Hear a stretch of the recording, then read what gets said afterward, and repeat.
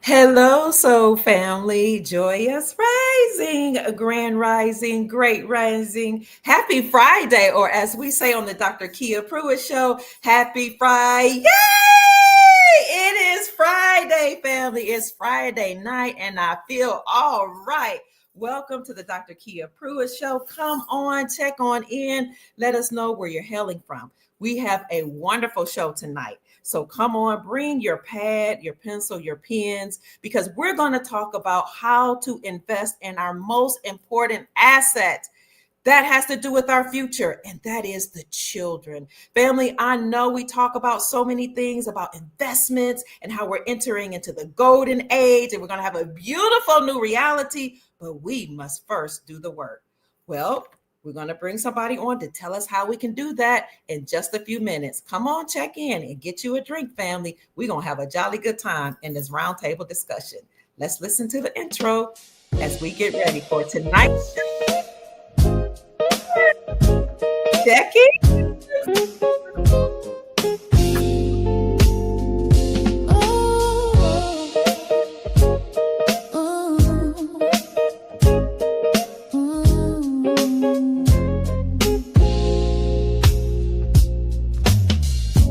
Dr. Kia Pruitt, shining wisdom's light, teaching soul tribe how to see through the night. Ancient scriptures and bloodlines she knows, spreading truth wherever she goes. Soul tribe rising, hear her call, raising vibrations for one and all. Dr. Kia shows the way to a brighter, freer day.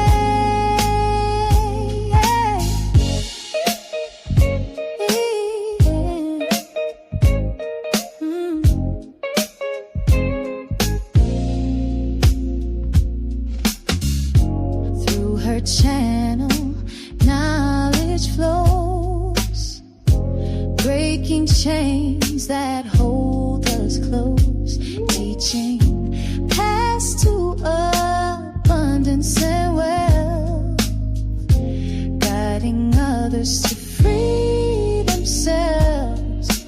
Soul tribe rising, hear her call, raising vibrations for one and all. Dr. Kia shows the way.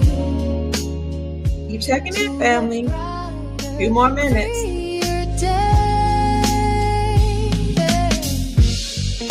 From currencies to investments divine,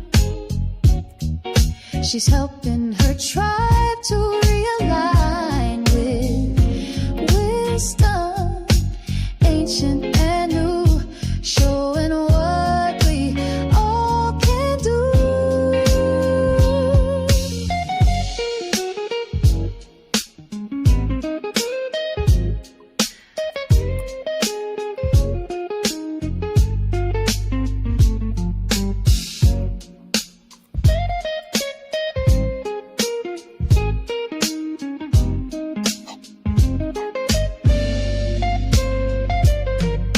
Soul tribe rising, hear her call, raising vibrations for one and all. Dr. Kia shows the way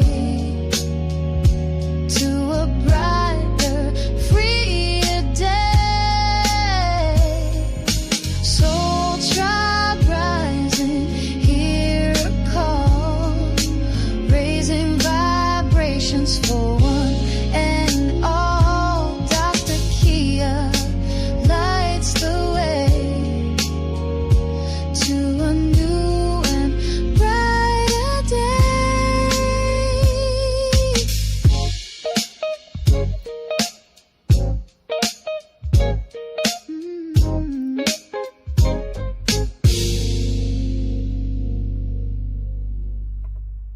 All right, Soul Tribe.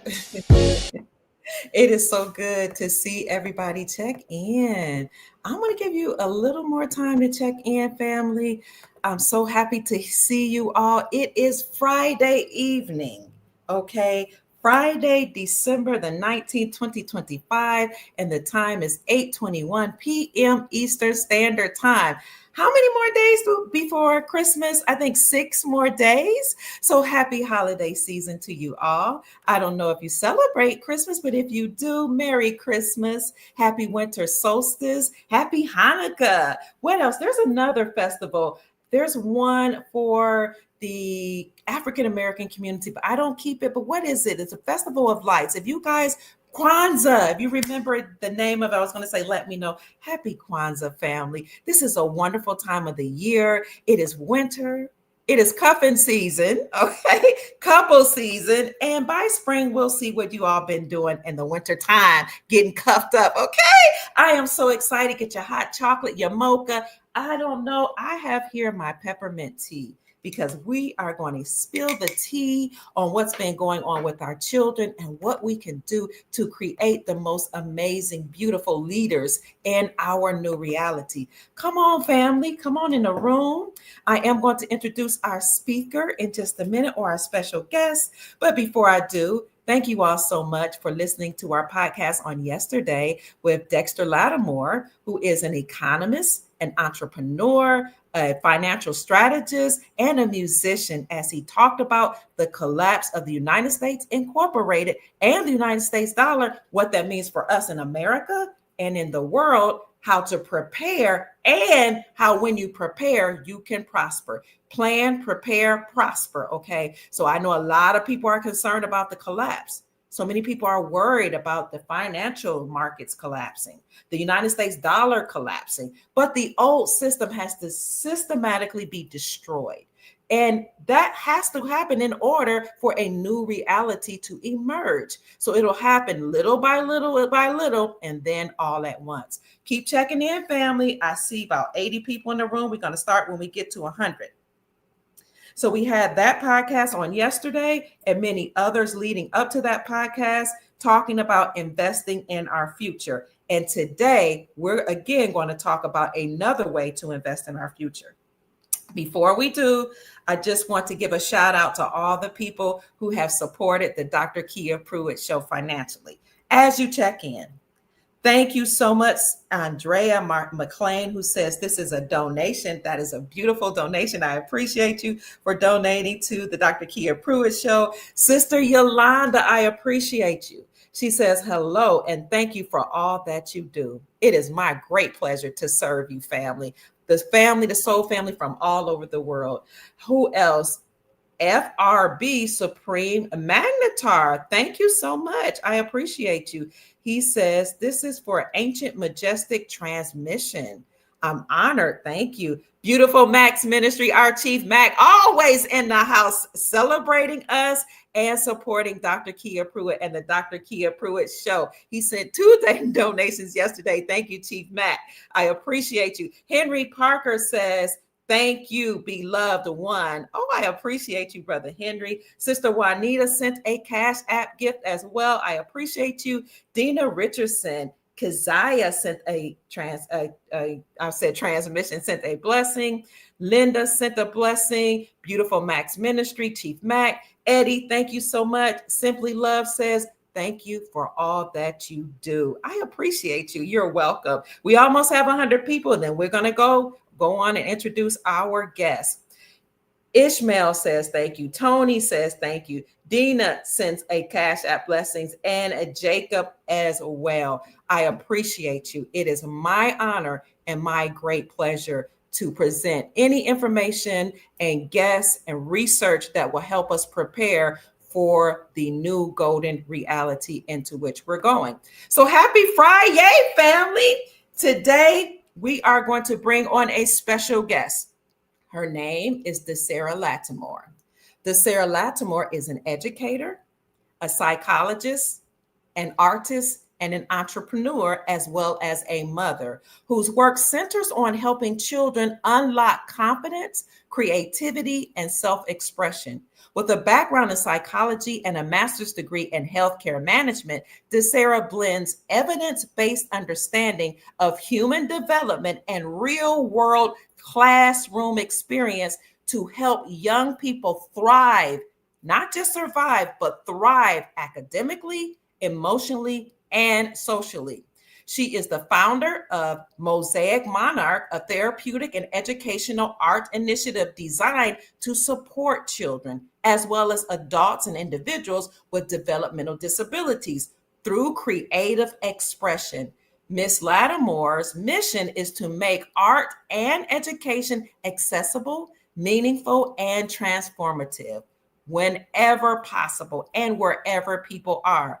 Miss Lattimore speaks from lived experiences as both a teacher and a parent, and practical tools for raising emotionally intelligent, curious, and self-directed learning. Her voice is reacted and rooted in deep empathy, creativity, and a passion for helping families see the brilliance in every child. She currently lives here in Jacksonville, Florida, with her son and her family. So DEJKL Lattimore is not only an educator, an artist, an entrepreneur, and a psychologist, but she is a chess master. She doesn't like saying that, but she's very good at chess. She was also a debate person or debate scholar in her college career, and she won numerous accolades, numerous awards being a debate person that traveled all over the country. She's not only traveled in the country, but she is traveled a worldwide traveler where she's learned experiences and gained experiences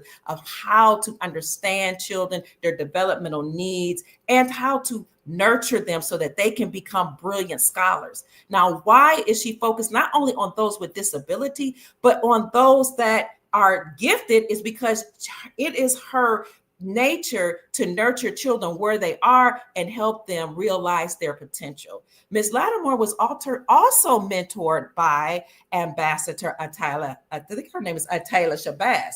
That's Malcolm X's oldest daughter. Just like Dexter Lattimore was mentored by Mrs. or Ambassador Shabazz, Malcolm X's oldest daughter, so was DEJKL Lattimore. So she's met many chiefs and many queen mothers on the continent of Africa. She's worked with some of them. She's worked with leaders all over the country as it relates to debating and trying to figure out the best recourse for our children. What is the best thing and what are the best methods we can use for children? So, you know, on the Dr. Kia Pruitt show, we often talk about investments, right? We talk about investments in precious metals, silver, gold, palladium, copper. We talk about investments in land and other hard assets. We talk about investing in foreign currencies. But when do we talk about investing in our most important asset, our most important commodity, that being our children? Our children are the future. They're the future doctors. They're the future nurses, herbalists, psychologists, counselors, ministers, engineers, practitioners, lawyers, judges. They are our future, period. Our future gardeners, our future engineers and architects. Our children are the future. Our children are our wealth. And that's why we're bringing on Miss Lattimore today. Now, this is not just a story of how somebody came to, figure out what is best for our children. But this is an amazing story of how to raise brilliant star seeds. When Miss Lattimore was expecting her child, her son spoke to her from the womb. She had a dream. She's going to talk to us about that today. She had a dream where her son came to her and said, "My name is Amin Ra."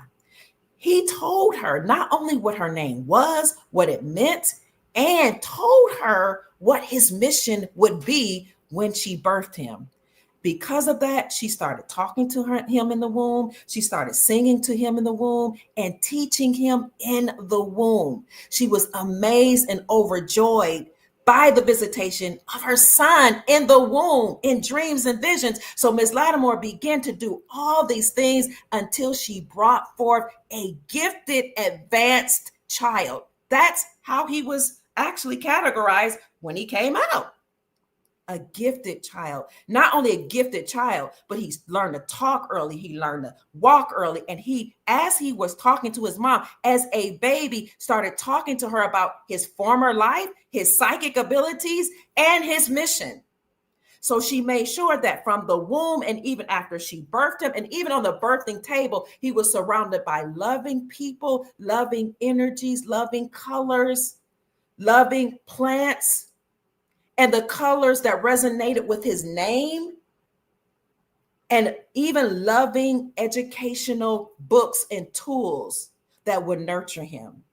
Miss Lattimore understood his personality, and she knew she had to educate him according to his personality. She made sure of this. So in this podcast, Miss Lattimore, as an educator and a psychologist, will share how to protect, nurture, and invest in our most precious commodity, our children. She believes that our children are our future, and our children are our most important, precious asset. Family, help me welcome none other than Miss Sarah Elaine Lattimore. Welcome, Sarah. Thank you. Thank you. That was a great introduction. Thank you so much, Mom.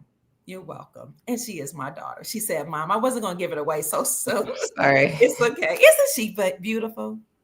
Thank you. Isn't she lovely? Isn't she wonderful? So, this Sarah, Yes. you're a psychologist. I do have a degree in psychology. You have Yes. a degree in psychology. Yes. You're an educator. Yes. I have a I'm sorry. Yes, I'm Go a ahead. certified. I am a certified teacher. Yes. Okay. And you're an artist. Yes. Okay. What made you the type of woman? Let's talk about you as a mother that was so intentional in raising your son. Well, probably my foundation Okay. was created with intention. I know that motherhood requires intentionality because you were intentional in your with raising me. So that's where it began for me. Okay. Okay. Yeah. I'm sorry. No, go ahead. Go ahead. I want to know what you're going to say. So yeah, what do you mean by intentional? Like, how was I intentional? And then talk about what that meant for you being a mother. I think the thing that I remember you being most intentional about in raising me in particular was education. You stressed education and the importance of getting and being educated and having knowledge to the proper knowledge and tools to navigate the world. Hmm. Hmm. Yeah, I remember in terms of intentionality, I would actually volunteer in the schools, make sure you all were eating well. I would eat lunch sometimes in your schools. Uh, I would sometimes volunteer with the teachers, and I would show up unannounced sometimes. Do you remember what that felt like? Yes. It didn't really bother me though. No, but you were very active actually, and you were a leader. Even I remember in elementary school. You remember that? And some teachers didn't understand that you were a leader. They didn't understand that you, once you got finished with your work, that it was important to you to help other students. But you had one teacher in particular who understood you. You remember her? You're probably talking about my fifth grade teacher, Miss Lott. Miss Lott, yes.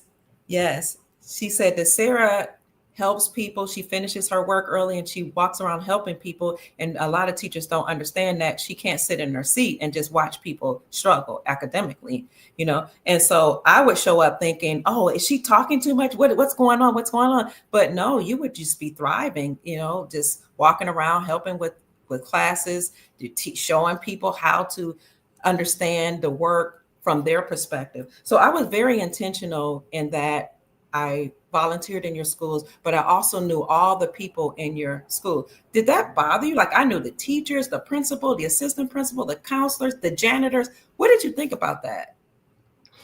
That did not bother me. Actually, I appreciated it. Um, it was a bit peculiar because I ended up going to a school with the principal having the same last name as me.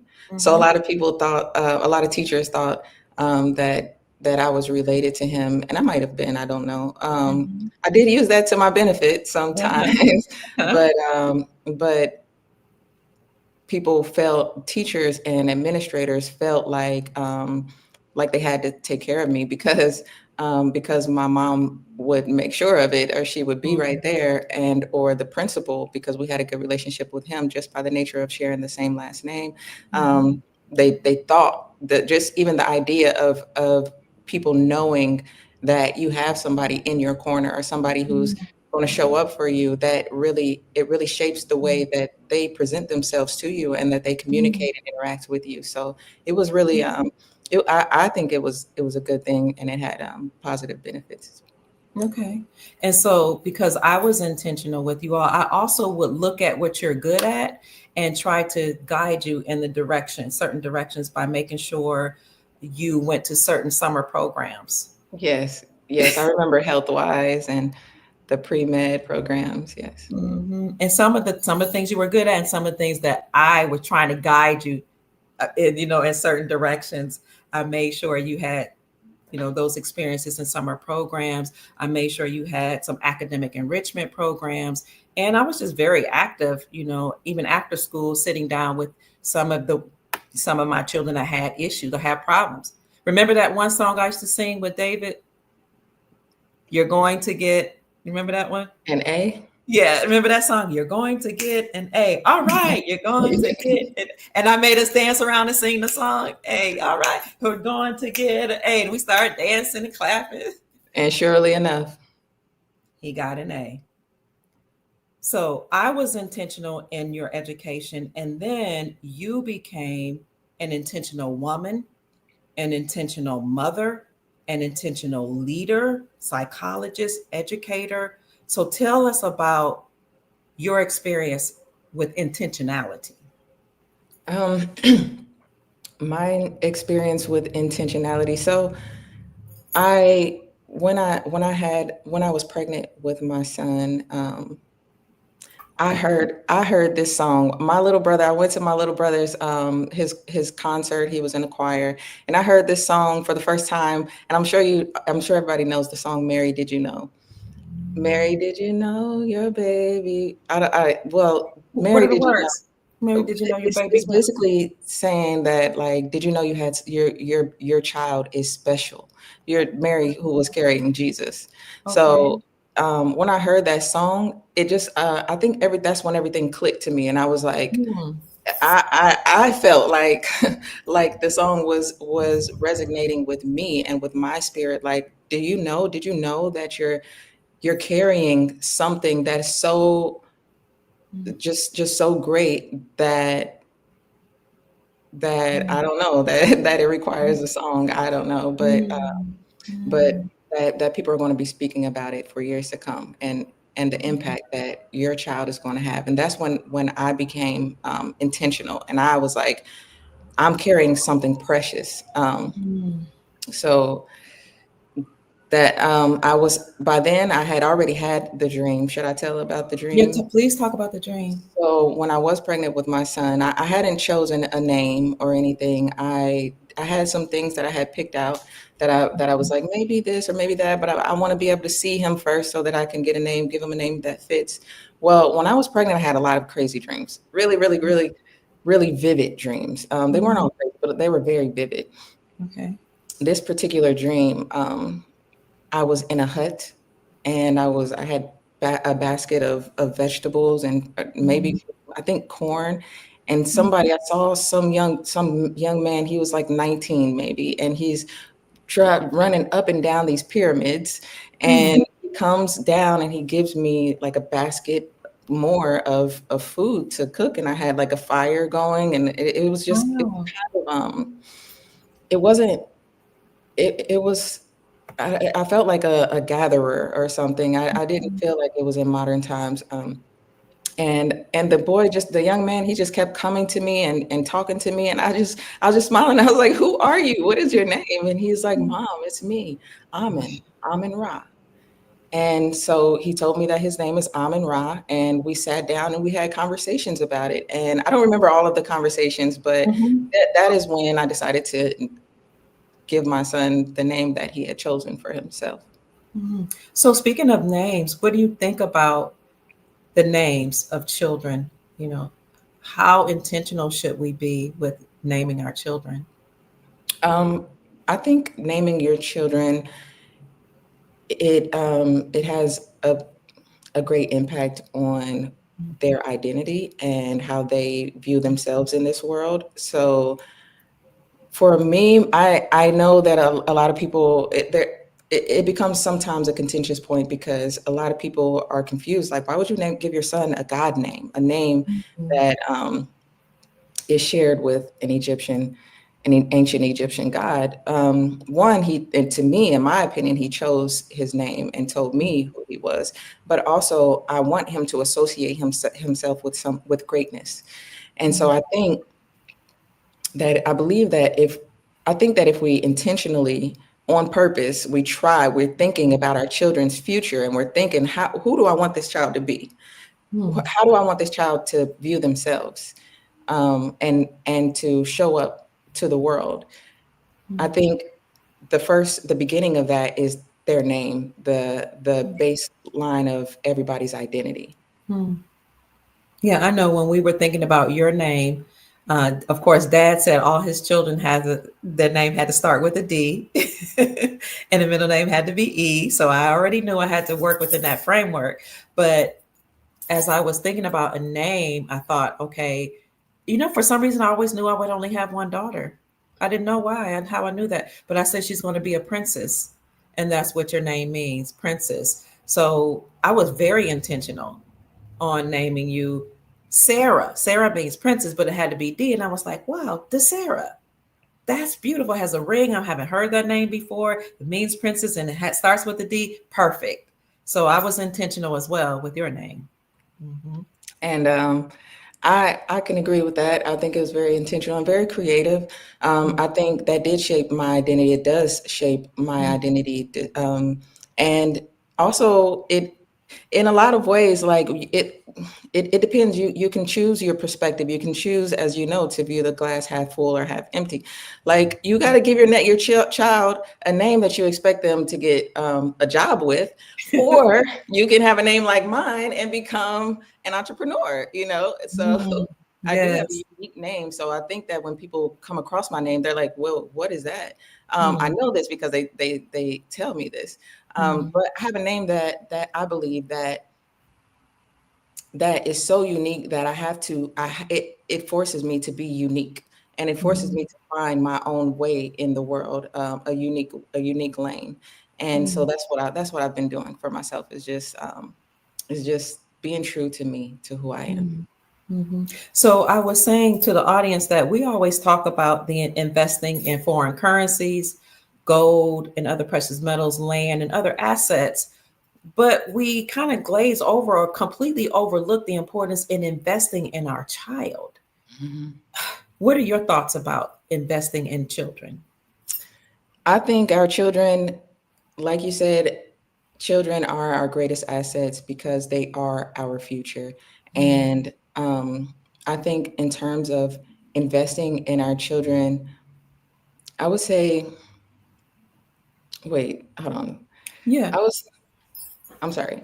Your thoughts on investing in our children. What does that mean to you? Well, first of all, we have to consider our children. We also have to consider ourselves. Like, the way Mm. that we show up for our children is probably going to dictate the way they show up for us.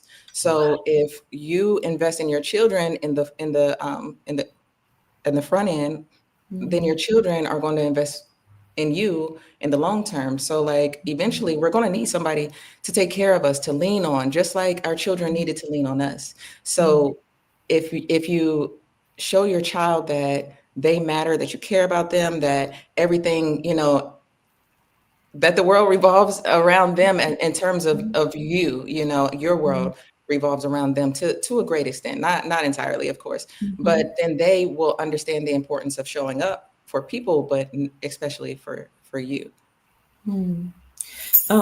Now, your child, Amin Ra, has been labeled as gifted and advanced. In fact, he has advanced several grades. He advanced two times, 2 grades, and they would like to advance him more, but it's not permissible in the Duval County school system. He is 8 and he is in the 5th grade, but he's operating way past the 5th grade level.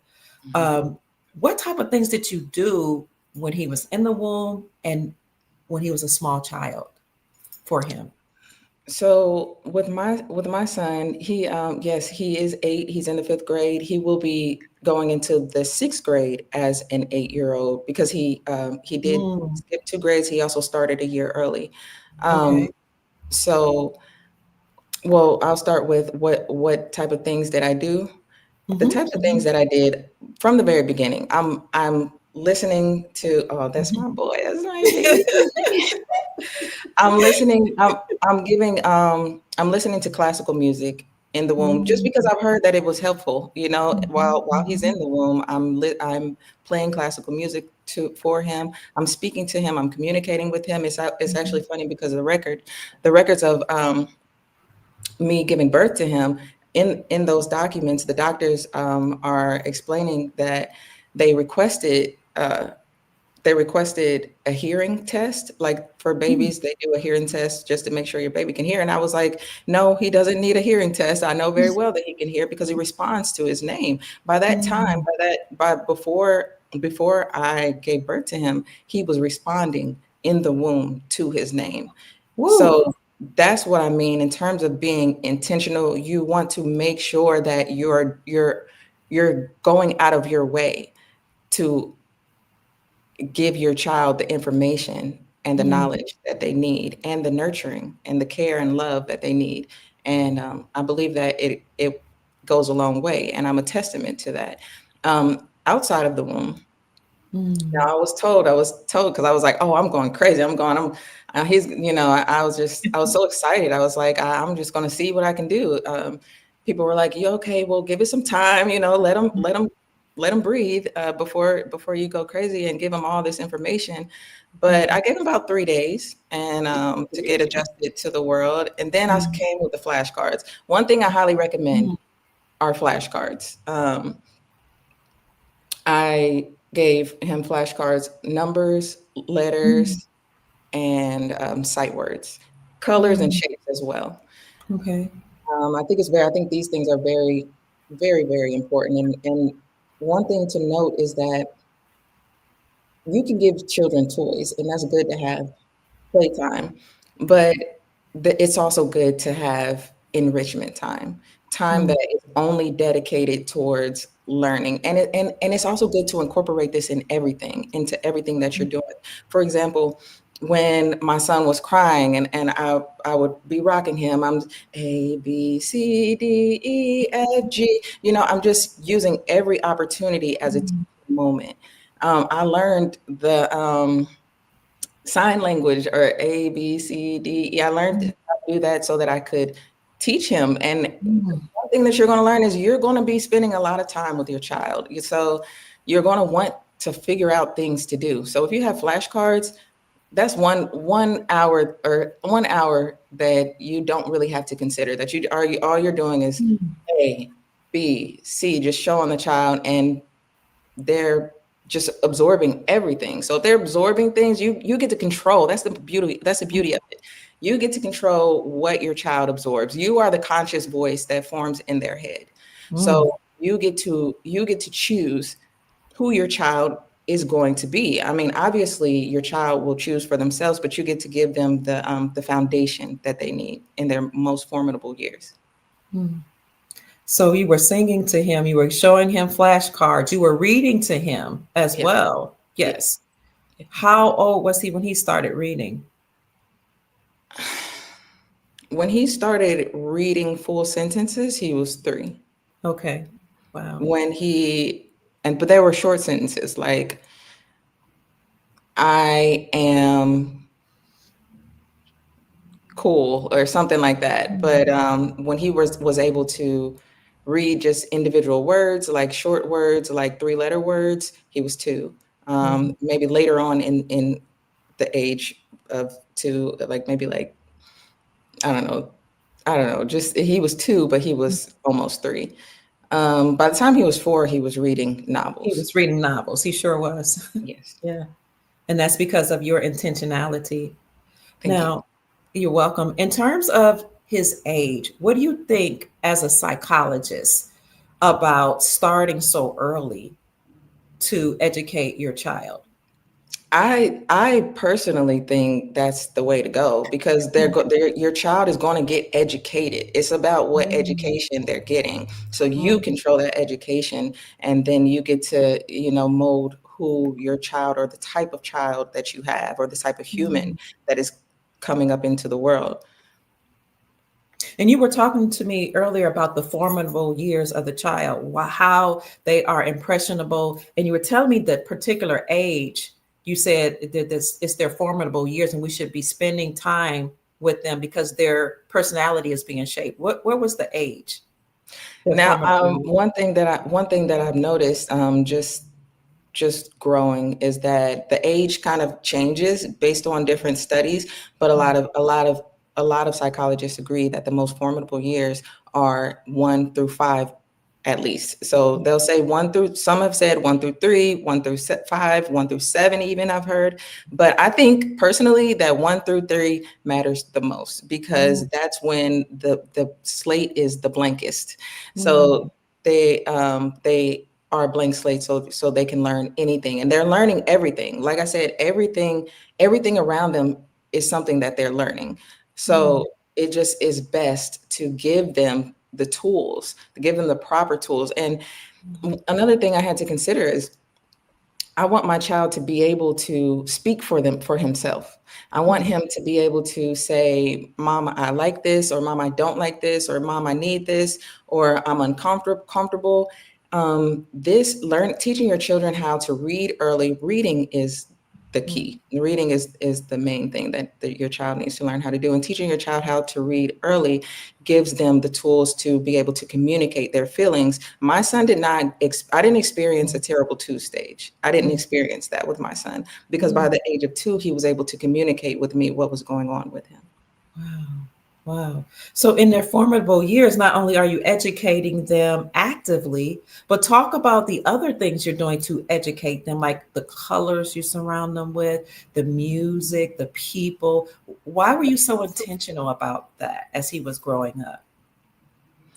Um, it's really the same thing. It's just that if I don't control or not, I want to say that word kind of lightly or with a grain of salt, because if I don't have some type of handle on or management or something on the way that the things that go into my child's psyche, then I might lose control over my child. Mm-hmm. Or my child might lose control because it might be more than they can handle. I know what my child can handle, and when he grows up and becomes, an adult, then he'll know what he can handle for himself. And honestly, at this point, he knows what he can handle. He makes decisions that inspire me.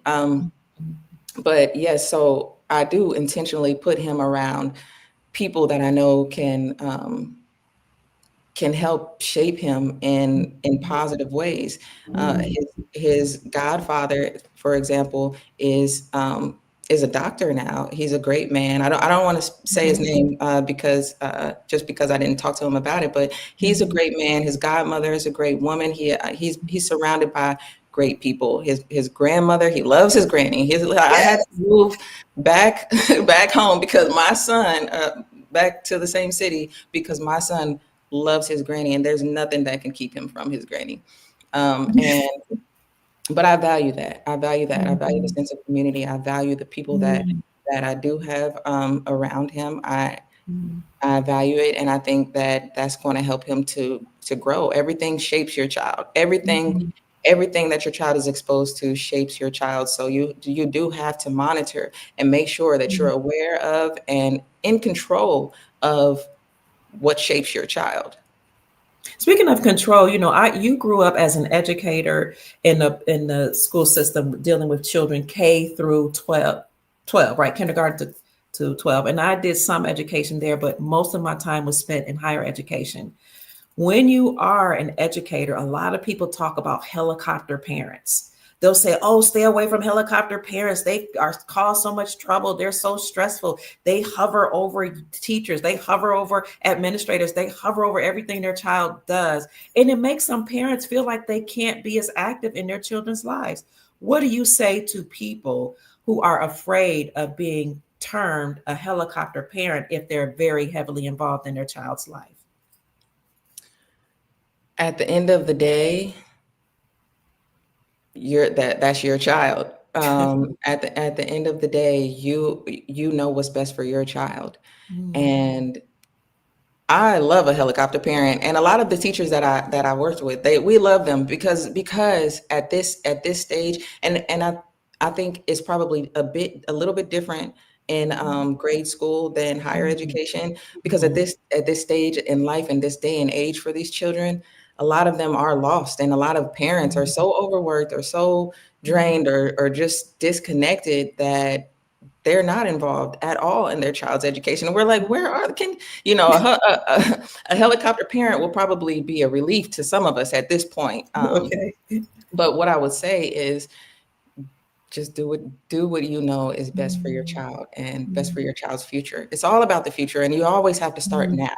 You mm, could it's all you always should start yesterday, but mm, starting now is obviously the most practical and mm. possible thing to do. Now I want to ask you about colors. You're an artist, and I'm going to ask you to show some of your art pieces a little later.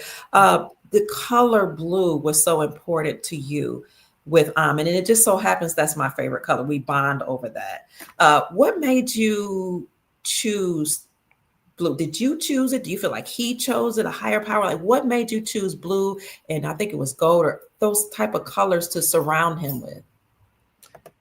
So it wasn't my decision. It wasn't necessarily something that he chose for himself. It was the color blue and gold were the colors that were associated with his name. Oh, Lapis Lazuli Uh-huh. is the color that's associated with his name. So Okay. that's why I emphasize those colors. Speaking of lapis lazuli and the colors, what was it? Was it blue and gold? Are those the Mhm. colors, the main colors? Yes. I have a picture of you. If I can find it, I'll look for it. Of you at your baby shower. You were wearing blue. Was that the Yes. lapis That lazuli? yes, that was intentional. I did create his baby or plan his baby shower the color scheme based off of his name. Hmm. So I'm going to show here a picture of you at your baby shower wearing the color lapis lazuli or blue. And this is actually Ambassador Shabazz, Malcolm X's eldest daughter, with you. She was Yes. there Yes. representing. She's a very important, critical person in our family. So that's you with this, with the color, everything here. And why did you put little prints on this cake? You were so intentional about so many things. Yes, I was. And I just really try to surround my son with goodness and positivity. When he first came out, the only thing I did was gave him affirmations. I was tired. I was Mhm, doped up on whatever they gave me. But I just kept saying, "You're great. You're wonderful. You are all mhm, things powerful. You are mighty." I just wanted to mhm, just to instill greatness in him, confidence. mhm, So along the same line of thinking, that's why I put Little Prince on there, and I didn't tell anybody what his name was mhm, until after he was born. So that way people know how to address him. mhm. Other people know to address him properly. With respect. That's right. And this person here, he's a good friend of the family. He's a singer, a beautiful singer. He was singing to explain what was happening here in this picture. This is such a beautiful picture of the two of you. Yeah, that's one of my brother's best friends. We were doing We were doing an activity where you try to figure out how many pieces of toilet paper can go around the pregnant belly, and he picked the right number, and somebody just captured that picture perfectly. It is perfect. Wow. And what's your relationship with Malcolm X's eldest daughter? Because I remember her coming to the baby shower. We would have some events together. She came to your house to eat on a few occasions. It was wonderful for me. What was that like for you? It was phenomenal. She leads a great legacy. She's a part of a great legacy. So just being around her was incredible. I don't Mhm. really know how to explain the experience. I was starstruck. I felt like I was a part of I was a little part of a movement, but she, yes, really great company. She Mhm. came to support and to bring the bringing of our son or my son into the world, and Mhm. I really appreciate her for that. I appreciate all the support she's given me and my son, and my family. So Mhm. if ever she's out there watching, thank you so much, Ambassador Shabazz. And she is the ambassador to what country is that now? Bailey's, I believe. Belize. Yes, it's Belize. So now we talked about the colors. Talk a little bit about the food. You were intentional about his food, his diet. First of all, tell me why, and then just anything else you want to say about that. So I do want my son to or in the very since from the very beginning, I want him to choose who he is. I just want to be able to shape that and to, provide guidelines. However, so I yes, I was intentional about what went into his body. After I stopped breastfeeding, I was like, what am I going to feed him now? And I'm like, I don't want to feed him anything that's dead, because that will Mm, promote death in his body. I want to feed him things that are living to promote life in his body. And just based off of some things that I had learned in college, I'd learned that, like, we take on the characteristics of what you eat is a good way to explain it, or to, I guess, to sum it up. But you take on the characteristics or traits of the things that you ingest in your body. And mm, so if you're ingesting substances that are alive, then you're going mm, to help promote life in your body, and it's going to give you energy and lasting energy. If mm, you're promoting death in your body, then you're probably intaking things that are dead. That's not to say that you cannot be healthy if you're eating flesh, or if you eat mhm. meat, because I eat meat, but my son does not. And so I did intentionally want to give him that option. So by the time he was 3, um, I offered him a piece of fish, Mhm. and I was a pescatarian at the time. So, but we also owned a fish, and so when That's I free, offered him, Bluey. yes, Bluey. When I offered him the fish, oh my gosh, he was so devastated, and I Mm, didn't even realize what I was doing. I mean, I didn't even realize what the issue was. But he's like, "Why would I eat a fish? We have a fish. Why would I eat him?"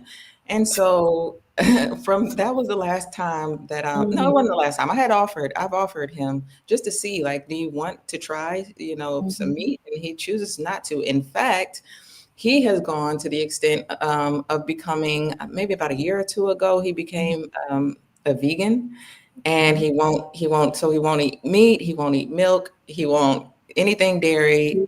He also won't eat high fructose corn syrup, anything that has fructose corn syrup. Honestly, it's Okay. beautiful, it's a beautiful thing. But something that I do want to say is, it's not easy. It is a It's challenge for him. not easy. Wait, It is a hold on. challenge. Of course, he wants to. Hey, big boy. Hi. We're How talking are about you? you. Okay, mommy's talking. See you later. Okay. Um, what was I saying? So yeah, he won't eat high fructose corn syrup, and he reads the ingredients of every. I didn't teach him that.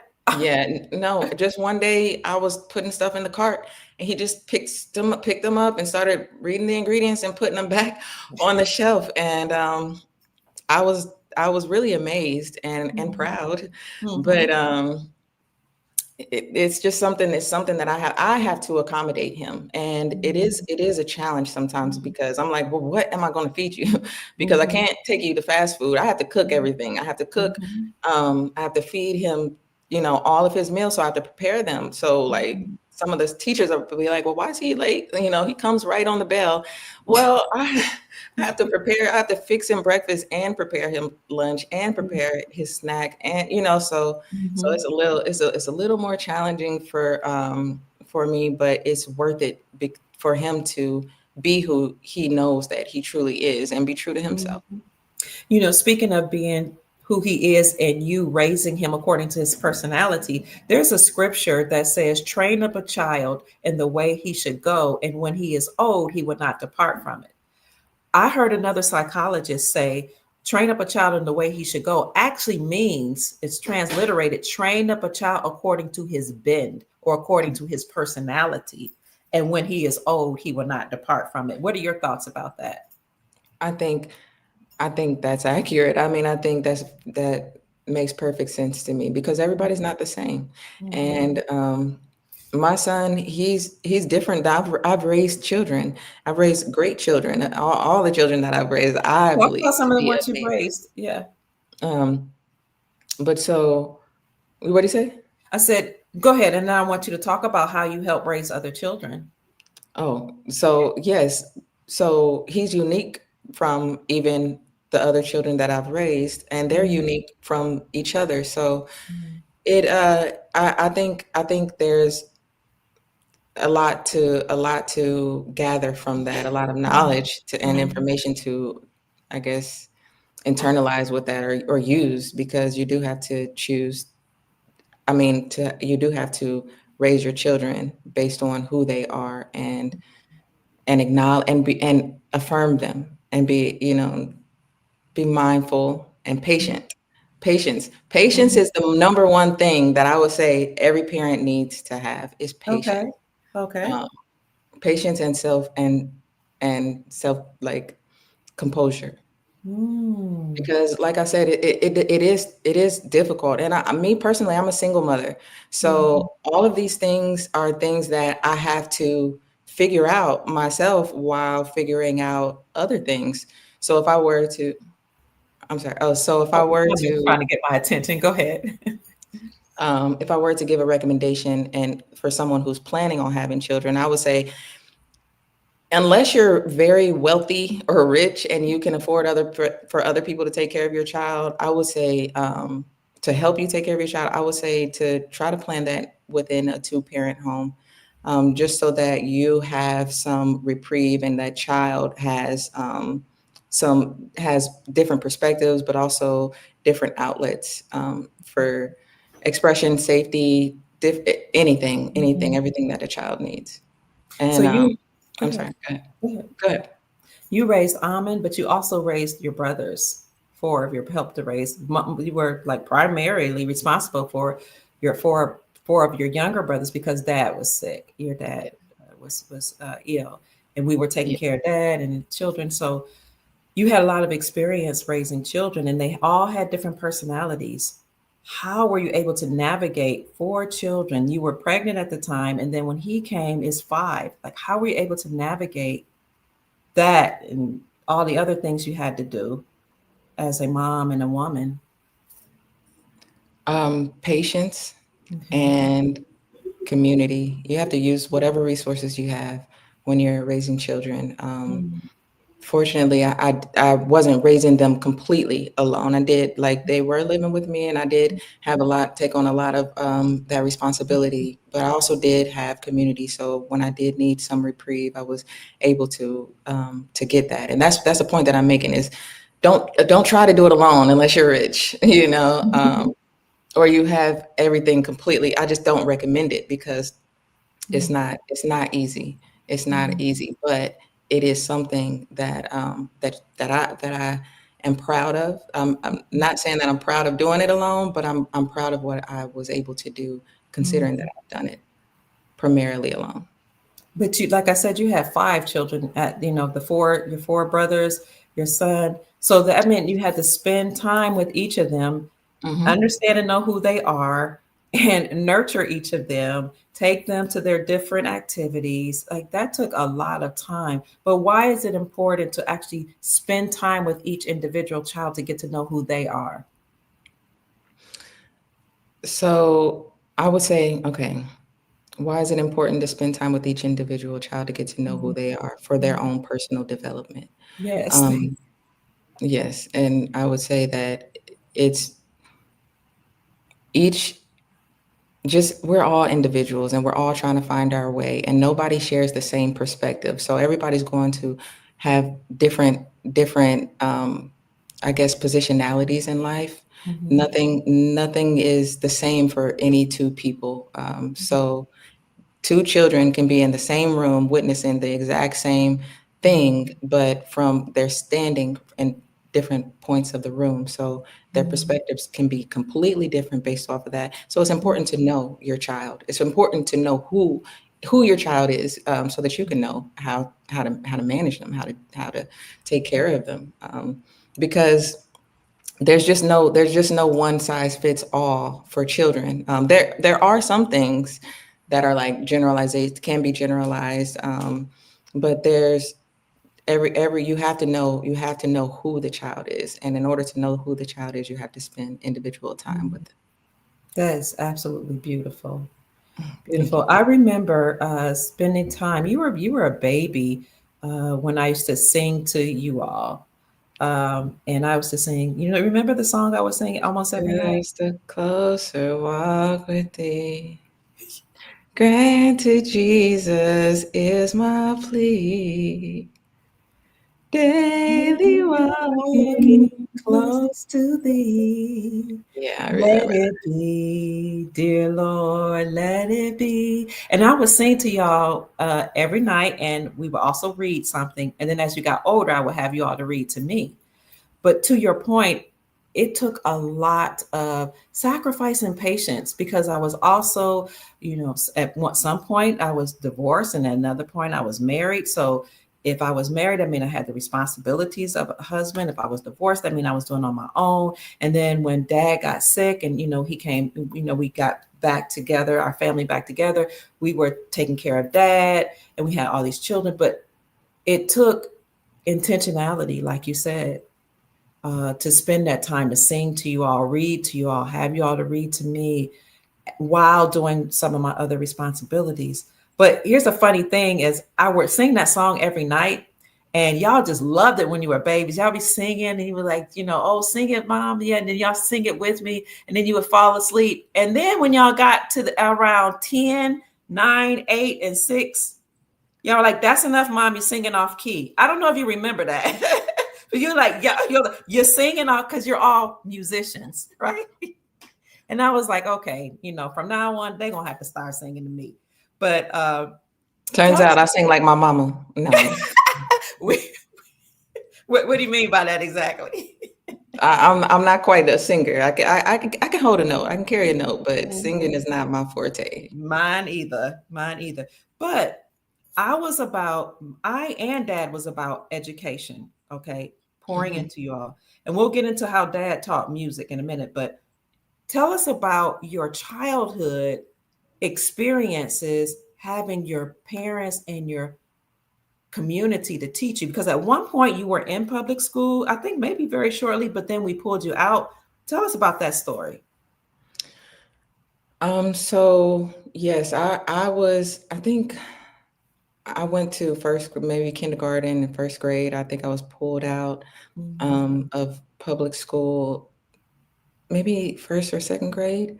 I think mhm, first grade, mhm, or yeah, I think first grade. And we learned in my Aunt Darlene's school. She had a home school, and it was mhm, in her basement. My Aunt Darlene was a genius, and she mhm. taught us most of the things that we know. Me personally, she taught me a lot of the things that I know, especially the business acumen that I have comes from my Aunt Darlene, and I appreciate her for that. Mhm, Um, so yes, so because she owned her school, she was able to hire her own educators. So she mhm, hired family, mhm, and it made perfect sense. My mother, you being you, taught me literature, and my father taught art and music.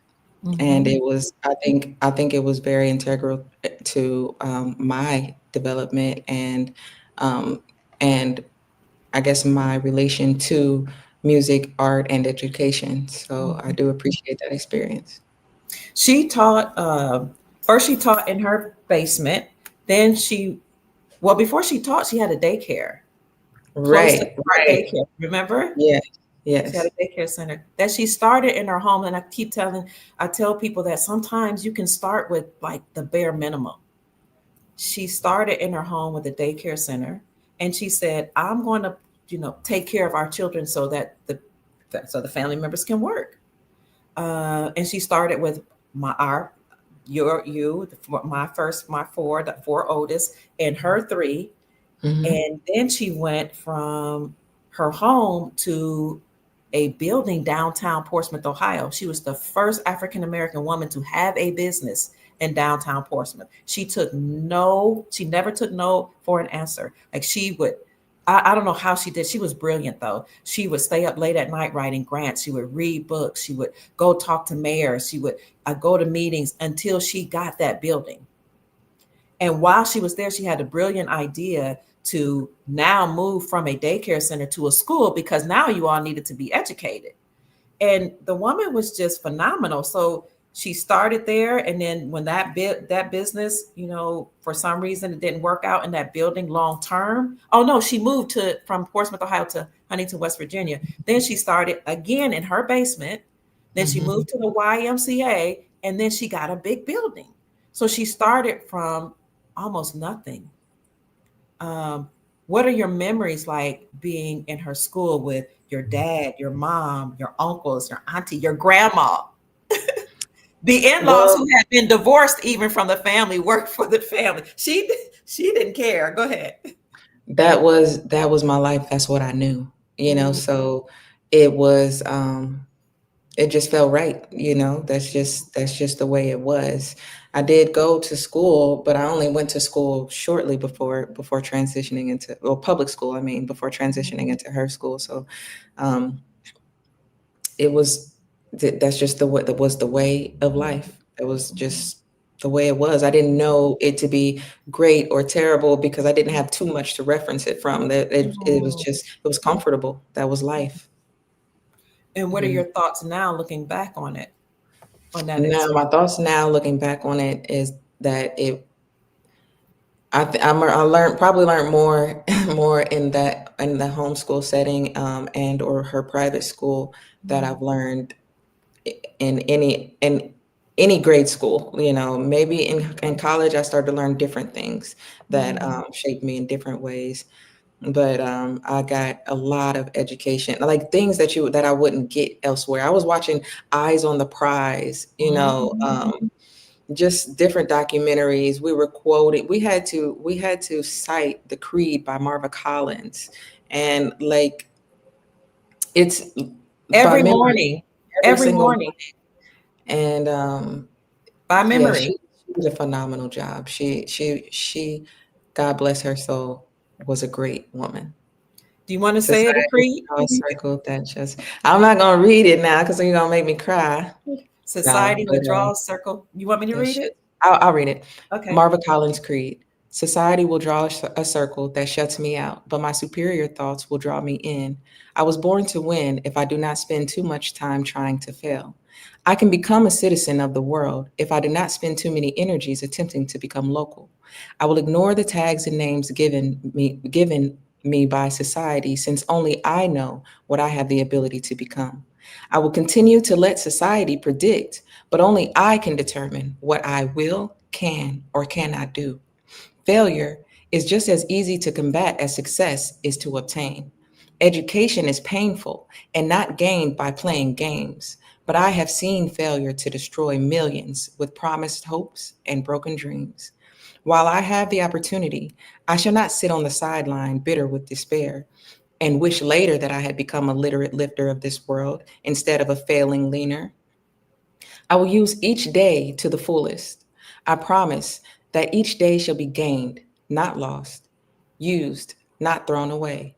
Yet it is my privilege to destroy myself if that is what I choose to do. I have the right to fail, but I do not have the right to take my teacher and other people with me. I am the captain of only one life, my own. Therefore, if I decide to become a failure, it is my right. We are all promised the pursuit of happiness, and that is what I must do: pursue happiness and success for myself. No one will give it to me on a proverbial platter, and no one will care as much about me as I must care about myself. But I must be willing to accept the consequences for that failure, and I must never think that those who have chosen to work while I played, rested, and slept will share their bounties with me. I will wave proudly my flag, signifying that I am a failure by choice, but I will never envy those who have selected to wave their unfurled banners announcing their success. Mm. My success and my education can be a companion which no misfortune can depress, no crime can destroy, no enemy can alienate, no envy or names can hurt me. Education and success can be a lifetime solace. It guides goodness. It gives at once grace and genius to governments, communities, cities, townships, and villages, homes, and palaces. Without education, what is a man? A splendid slave, a savage, a beast wandering from here to there, believing whatever they are told. A higher power is not some cosmic bellboy who comes out at your beck and call. If I want to achieve, that first step must be of my own undertaking. Likewise, if I want to fail, that too is my choice. Time and chance comes to us all. Whether I decide to take that time and chance is indeed my own choice. I can either be hesitant or courageous. Life does indeed maroon the hesitant and inspire the brave. I can swiftly stand up and shout, "This is my time and place. I will accept the challenge or I will let others make my decisions for me." I can, is that it? That's it. I can Or let swiftly. others make my decisions for me. Yes. And that is Oh, the okay. creed. Okay, that is the creeds by Mahler. As you were reading that or reciting that, because I know you still know it by heart, what were your thoughts? I I know it in my heart, but I don't know it word for word by heart anymore. But Mhm. it's really it's powerful. And then to imagine, I was maybe 7 or 8 Mhm. reciting this entire creed by memory every single morning, um, telling myself, teaching myself that I have to show up for myself. I am responsible for myself, and I have to hold myself accountable. And I can't blame anybody if I choose to fail. That failure is a choice, because just as success is a choice. And so I have to choose success for myself. That's the only for me, that's the only option. That's what I gathered, is that if I'm failing, I can't blame nobody else. I don't have anybody else to blame. So my only option, there goes my auntie. Hi, I know. auntie. She passed a few years ago, but she was a brilliant woman. This is her daughter Lydia. This is Darlene Cartwright, about whom we're speaking, that owned a daycare and a school that educated all of our children. Okay, so each morning we had to do the creed, and I was like the literature teacher, as you said, and also a counselor. And so when she was busy, she would have me to have you all recite the creed together. That meant I had to learn it. And you Hmm. all would be saying it with such enthusiasm, just like you were ready. It is my choice and my right. It was beautiful to hear all these children just say the creed of Marva Collins at the same time. Such a beautiful, beautiful memory I have. And Same. Marva Collins was a teacher in Chicago. Mhm. So you all would do well to learn about who she was, because she had wonderful scholars. I think she had a magnet. Was it a magnet school, or just was it her private school? I don't know, honestly. I do not know. I think it might have been a magnet school. But Darlene mimicked her methods, and Darlene Lattimore Cartwright, DeSara's auntie, and made sure that the children learned the creed and learned some of her methods for teaching. She also had books that were inspired by Marvin Collins that she used to teach you all. Beautiful experience. Now, what was it like to see like your mom teaching literature and then Uncle David teaching math? Like you all were children learning calculus and trigonometry. I'm talking about you were like elementary, middle school learning trig, advanced math. And then your dad was teaching music and art. What in hindsight, what do you think about all that?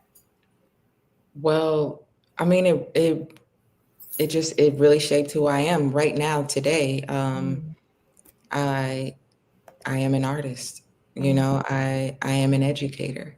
Mhm. It it is really important that we see our role models and our quote unquote idols or the people who we look up to. It's important that we see them in positions that we hope to be in the future, positions of authority and just respectable positions, so that we can have something to aspire to be, and a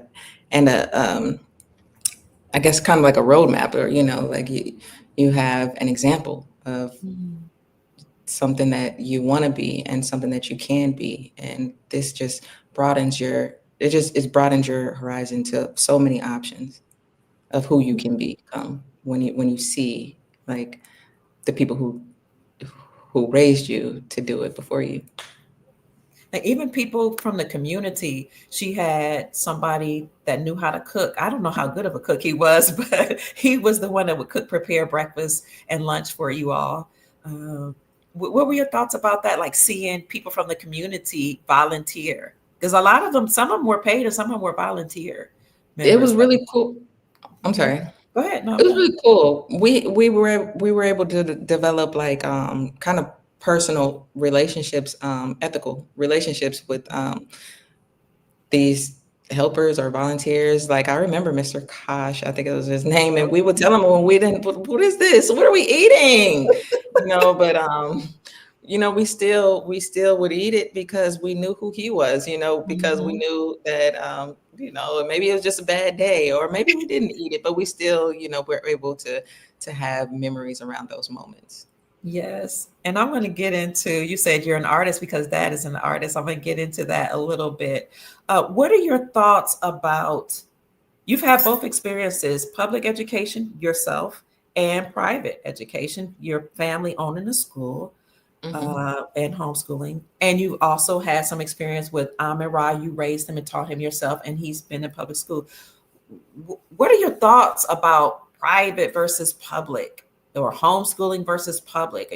Should it be one versus the other or should it be a mixture? What are your thoughts about that My as a thoughts, teacher and a parent? as a teacher and a parent, as a parent, my thoughts are, as a teacher and a parent, my thoughts are that children should be homeschooled. As a Mhm. single parent, I know that that is difficult. Okay. Um, so, for instance, my child is not homeschooled. He does go to public school. However, I started him out learning in the home. And so that by the time he was in school, there wasn't really much to teach him.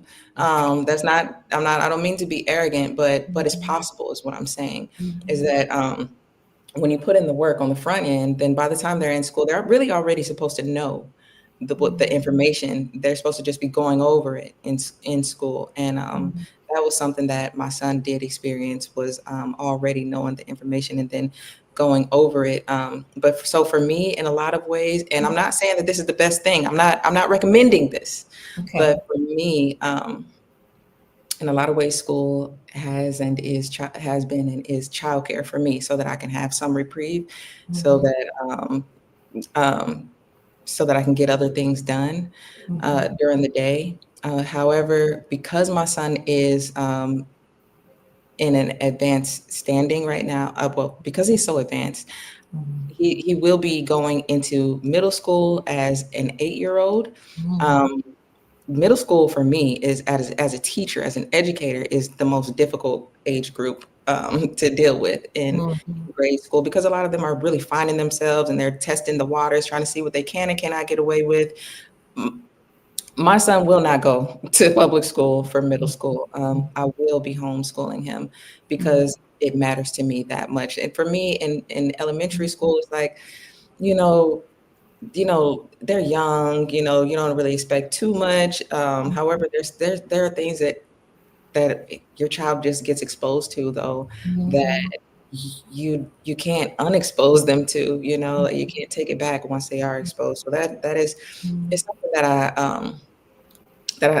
I kind of struggle with, to be honest, is Mhm. knowing that I believe that my son should be homeschooled, but also Mhm. knowing that when you're doing it alone, it's you just it's difficult. It's difficult. So, but sacrifices have to be made, and that's why I'm choosing to make the sacrifice to not send him to middle school and public school, but to continue to teach him at home. There was a brief time you allowed me to take him, and I took my granddaughter out of the school to homeschool them and to work with them. And I really appreciate that because that gave us a lot of bonding time. And it gave me the opportunity to not just teach them math and science, vocabulary, but also teach them about the things I'm interested in. So your son and my granddaughter, my grandchildren love precious metals. They understand the value of precious metals. They know, they stay up on the price of precious metals. It's amazing. They go to the coin shop. They are phenomenal, especially your son at geography. They know what the BRICS Union is. All those nations they created. You know, what do you call it? Posters of the flags and the countries, and do research on the countries, the BRICS Union and the Shanghai Corporation organizations. So I appreciate the fact that you allow me to be active in their life, whether we take them out for a time and I raise them or teach, not raise them, but teach them at home, or we go to the schools and make sure we have a presence there. Because you have a very strong relationship with the principal, don't, Yes, is that right? yes, What is that yes. like, that relationship with the principal? It's great. She For a while, I have been trying to get for a while I have been trying to get my son classified as gifted because he's been gifted all his life. But it's you really have to advocate for your children in these school systems because they'll say okay, and then they'll just never get back with you, and you try and you try and you try. And I've tried so hard. My son entered like last year entered this school as a third grader, as a second grader. Mm-hmm. Wait, was it last? Yeah, as a Was second that, grader yeah. last Mhm. school year. He skipped second, went to third, then started this school year as a fourth, skipped fourth, went to fifth. So he's currently in the fifth grade. She worked with me throughout the whole entire process. She, like, where other people had failed in that department. Mhm. Principal Parker really, really, really supported me and advocated for me, and I am very grateful to her for that. Very grateful. It's a blessing. She called me on a Saturday to tell me, your son has been, he did get, he did qualify for gifted. He did qualify to move on to the next grade, and she's just been a very helpful force.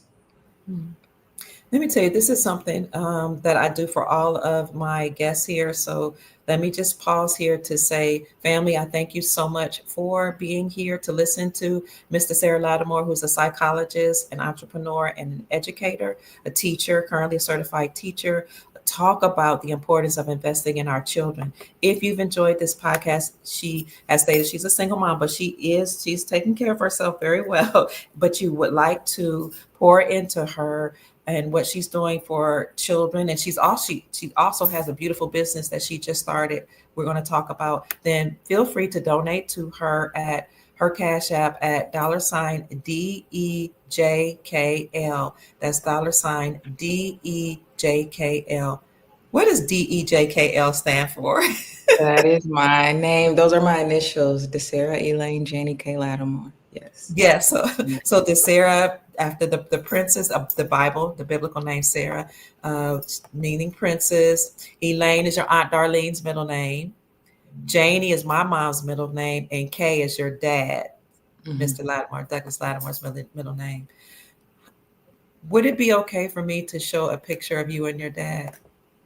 Would That that would be be great. okay? Would that be too, and would that be emotional for No, you? that would be fine. That would be fine. Okay. What is some of the fondest memories you have of your dad who transitioned like about 3 or 4 years ago?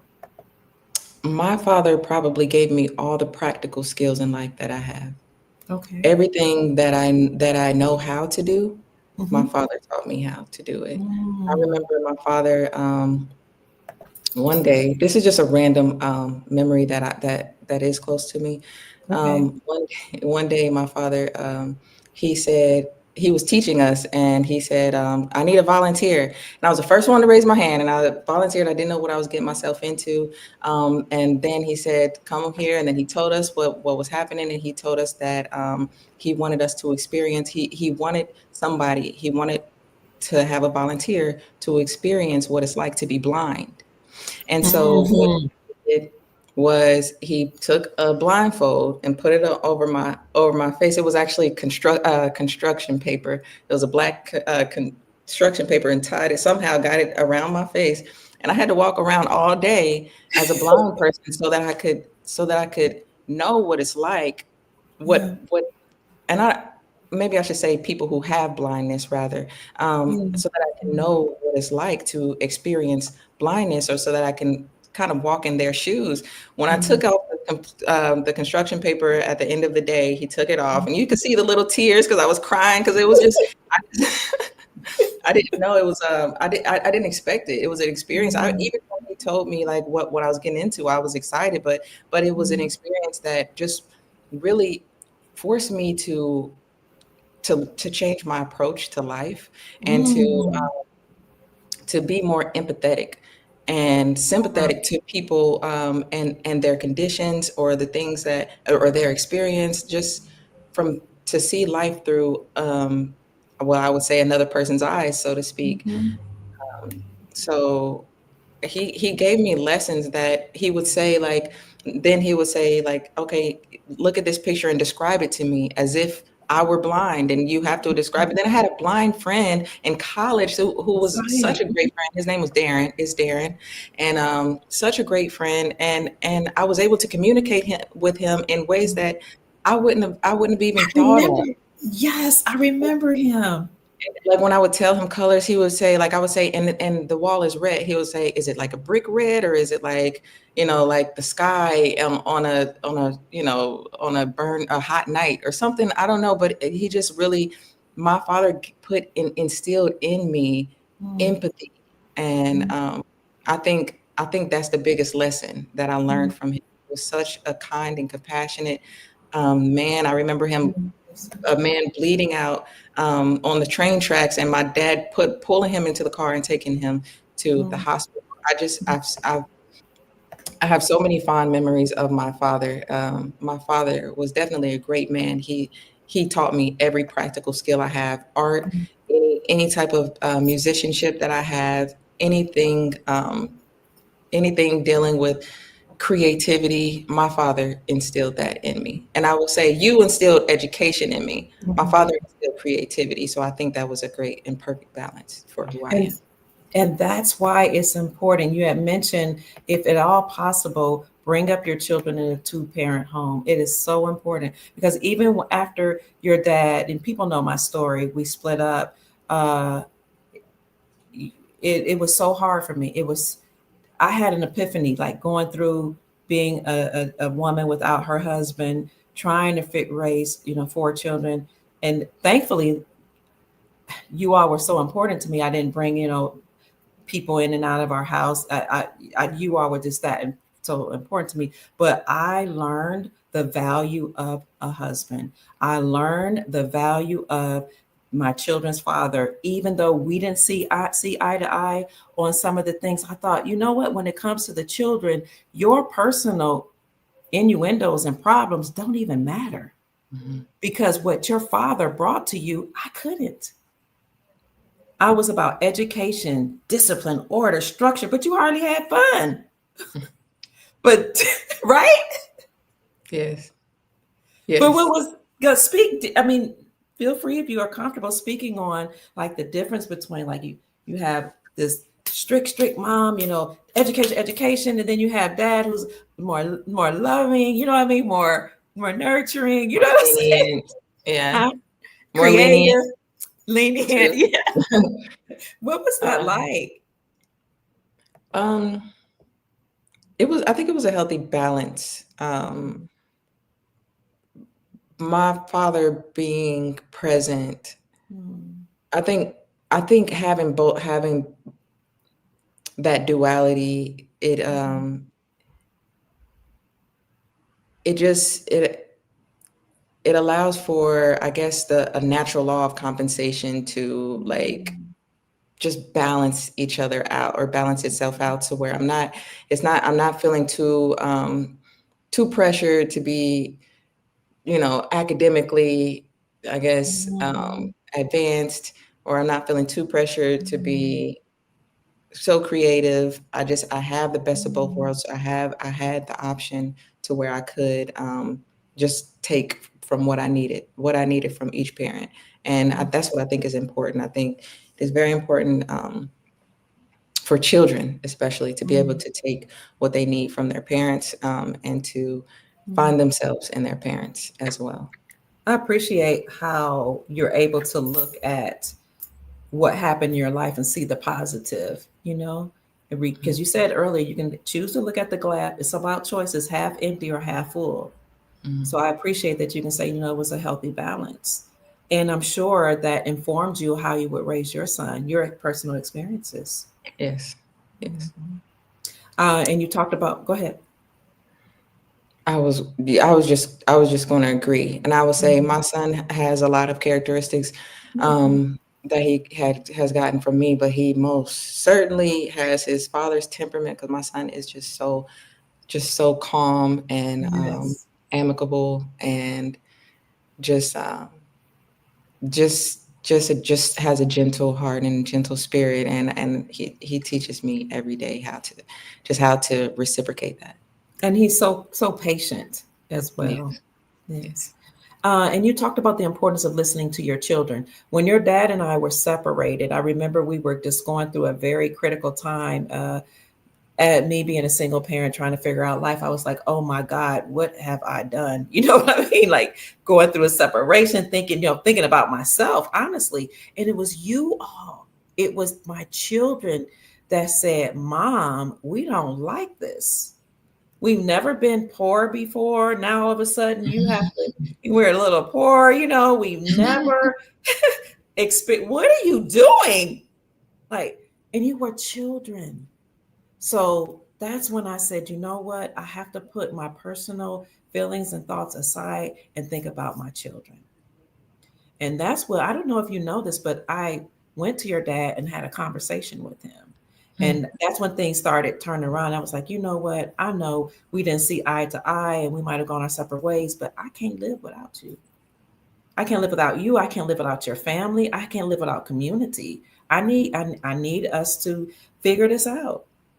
But I had to listen to you all. I chose to listen to you all say, this is ridiculous. Like, we don't like this at all. So I appreciate the fact that you spoke up. Yeah. And you expressed yourself, and that made me pause. And at one time, I even came to you all and talked to you all about, you know, uh, your feelings. And I said, I'm so sorry. I don't know if you remember that. I said, listen, I need to talk to you about all and take accountability for being a single parent now, Mhm. and I need to take accountability for what this looks like. And I asked you how you felt about it, and y'all just went. I mean, you unleashed. Do you remember that? Your emotions. I don't think I remember it, not to my knowledge, but I know we've had conversations like these, but Mhm. I don't know if I Mhm. remember this particular one. Yeah, yeah, because you were a little younger, and you were a little more understanding than the boys. I, Mhm, mhm, you were a little more like mom. I don't know, you just had this understanding that people go through, like, maybe it's the psychologist in you that was even there as a young age, that people go through different developmental stages. So you kind of, step back and listen. You was like, okay, yeah, I didn't like this, but now I'm glad that you and dad are getting together. But the boys, they were like, we don't like this, we don't like that. You know what I'm saying? we need our parents together. We need y'all to figure this out. And I have to say that when Dad and I had that conversation, it was a turning point for my life and for, I think, for the family. Mhm. I think so. Yeah.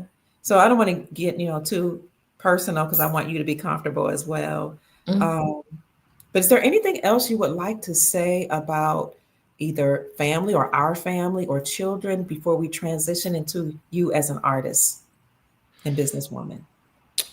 There was just one small thing that I wanted to go all the way to the beginning and say, when you first have children, I would recommend trying to avoid talking baby talk to your children because that Mm, becomes confusing to your mm, children. If you teach a baby that bottle means baba, then you're teaching mm. them baba, but then you have to go back and reteach and correct. And Ooh.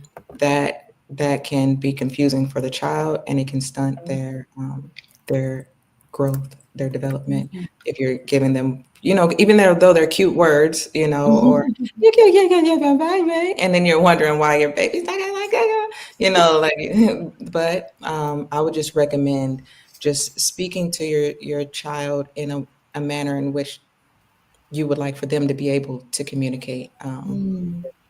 With you or with other people. So that's just something I would want to keep in mind. And also spell every word. If you Okay. say, "Oh, there's a car, car," that's also something that I think will help and make sure that things they're watching. No, no, maybe no Coco Melon, but I do recommend like Akili and Me. That's the one that I really had my son watching. I wish it was a little boy, but for him, just for his sake. But it was a little girl, but it still worked for him, and it's very educational. So I highly recommend it. Just monitor those tablets Mhm. because Roblox is not going to function with your children in mind. They're going to function with Mm. profit in mind, and profit is is centered around things that our children should have no dealings with, usually. Akili and Me and Kirikou. That was another one I remember. Oh, Kiraku, that was really cool. That was a cute. I don't know that it was very educational, but I feel like it was Mm. like kind of it gave some maybe it was inspirational Mhm. and maybe like more motivational than educational. What's it called? Kirikou? What was it again? Kiraku, I don't know how to spell it. I don't know how to say Okay. Kirikou. It was a little African baby, maybe? it. Yes. And I think he was telling his mom, like, let me out, get me out of here. Like, and she was Out of the like, womb, right? yeah, she's like, if you can speak for yourself, you can birth yourself. So he did. He gave birth to himself, and he became a great and powerful leader for his Mhm. people. Yes. So you monitor what he sees. I don't remember him watching movies or anything like that growing up. I mean, he's only 8, but you were just very, very intentional in his life. Now, what about people? What are your experiences about with having him around certain people? Um, that one's really tough. That one's tough because you never know people's intentions. And Mm, so you can never be too sure. And mm, that has that has led me to just be vigilant about who he's around and the type of energy that's around him because mm, some people are energy vampires, or some mm, people don't have the best intentions or accidentally. Some people have mhm, great intentions, but mhm, some people say great intentions, good intentions are pave the road to hell. I'm not saying mm, that I feel that about every good intention, but I'm just saying sometimes people can have good intentions in mind, but only you know what's best for your child. Your child knows what's best for your child, not always other people. And a lot of mhm, people will have their opinions about how you should raise your child. For example, I'm a gentle parent. I do practice gentle parenting, but I've never had to really. to Mm, physically discipline my child because, like I said, there was no terrible two stage. Just teach them how mm, to read. That's the most important thing because if they learn how to read, when you teach them how to read, then they can teach themselves anything because all they have to do is read it. At this point, my son has like to ask him what his streak is on Duolingo. Almond, come here. Come here. He has his own structure. He disciplines him. He's disciplined within himself. He's more Mm, disciplined in a lot of ways than even I am. And fortunately, I was able to help to instill that in him. But it's something that I can appreciate. Rob, what's your Duolingo streak? 767 days. So for 767 days, he on his own, because I don't tell him that he has to do this, on his own chooses to educate himself on his tablet via mm, Duolingo every single day mm. for the last 700 and how many days? 700 Uh, and 67. 767 days. I'm Mm. impressed. I'm his parent and and I'm impressed, but it just goes to show that it can be done. All you have to do is be intentional about it and do it on purpose. Do it Mm, on purpose. Go out of your way to educate your children. mm. If you don't have a purpose for your child, somebody else will have one for him. Touche. Hmm. And if you don't know your child's mission, somebody will create a mission for your child. Amen has let you know on many occasions what he has come to do. Yes. Yes.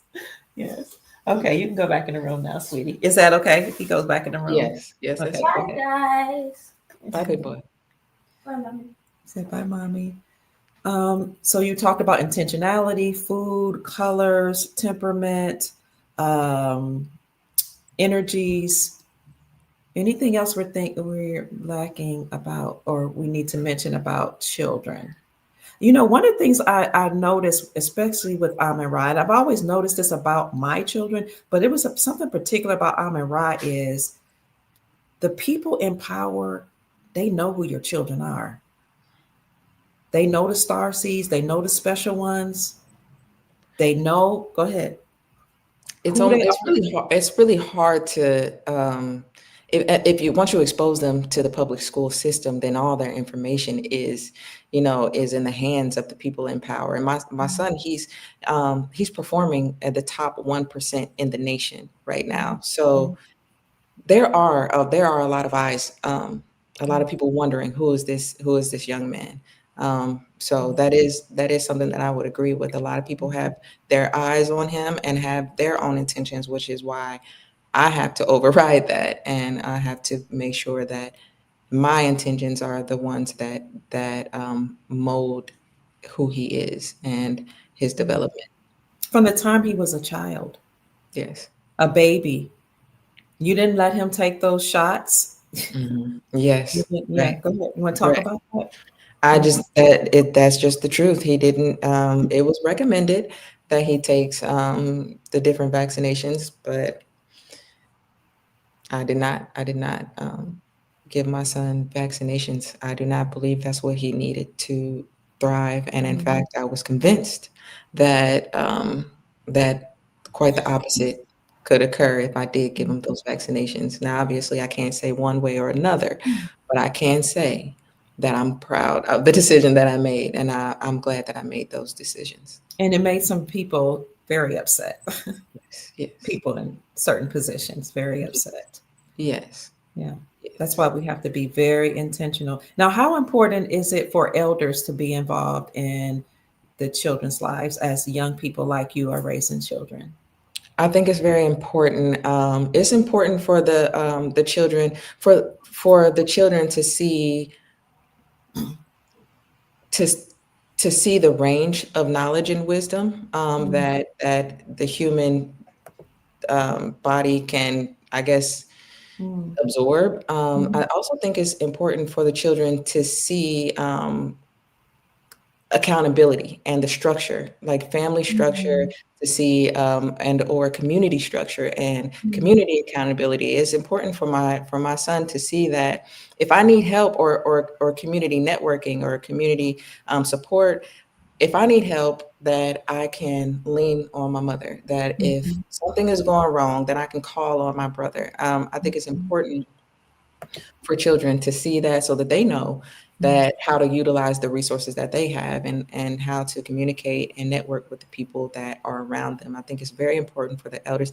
It's important for us to get back to our elders. It's important to Mhm. show the our children how important how the necessity of repaying what was given to us. So all of the time and sacrifices that were spent nurturing us, Mhm. it's time for our children to witness the parents giving back to the elders Mhm. so that they can grow and know that it's within my realm of responsibility to be helpful to my parents and to the elders and the people that come before me.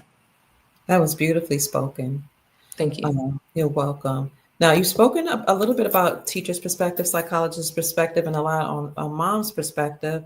Now, before we get into, I really want to talk about your art, but before we and your business, but before we get into that, I will say one final thing, and I want you to answer some questions from the audience too. Um, from a teacher's perspective, if you could talk to the parents about what you see in the schools and what you need from us as parents, what would you say as a teacher? Um, what I see in the schools is devastation. It's Mm-hmm. devastating. Watching children who are in eighth grade but can't spell their name. Um, I don't know that I can put this all on No Child Left Behind, but I can say that I do see some of the impacts and implications that that had on our children and their educational and their performance in academics. The children, a lot of children are just misguided. Parents are tired, so they're checked out. So the kids are Mm-hmm. kind of raising themselves.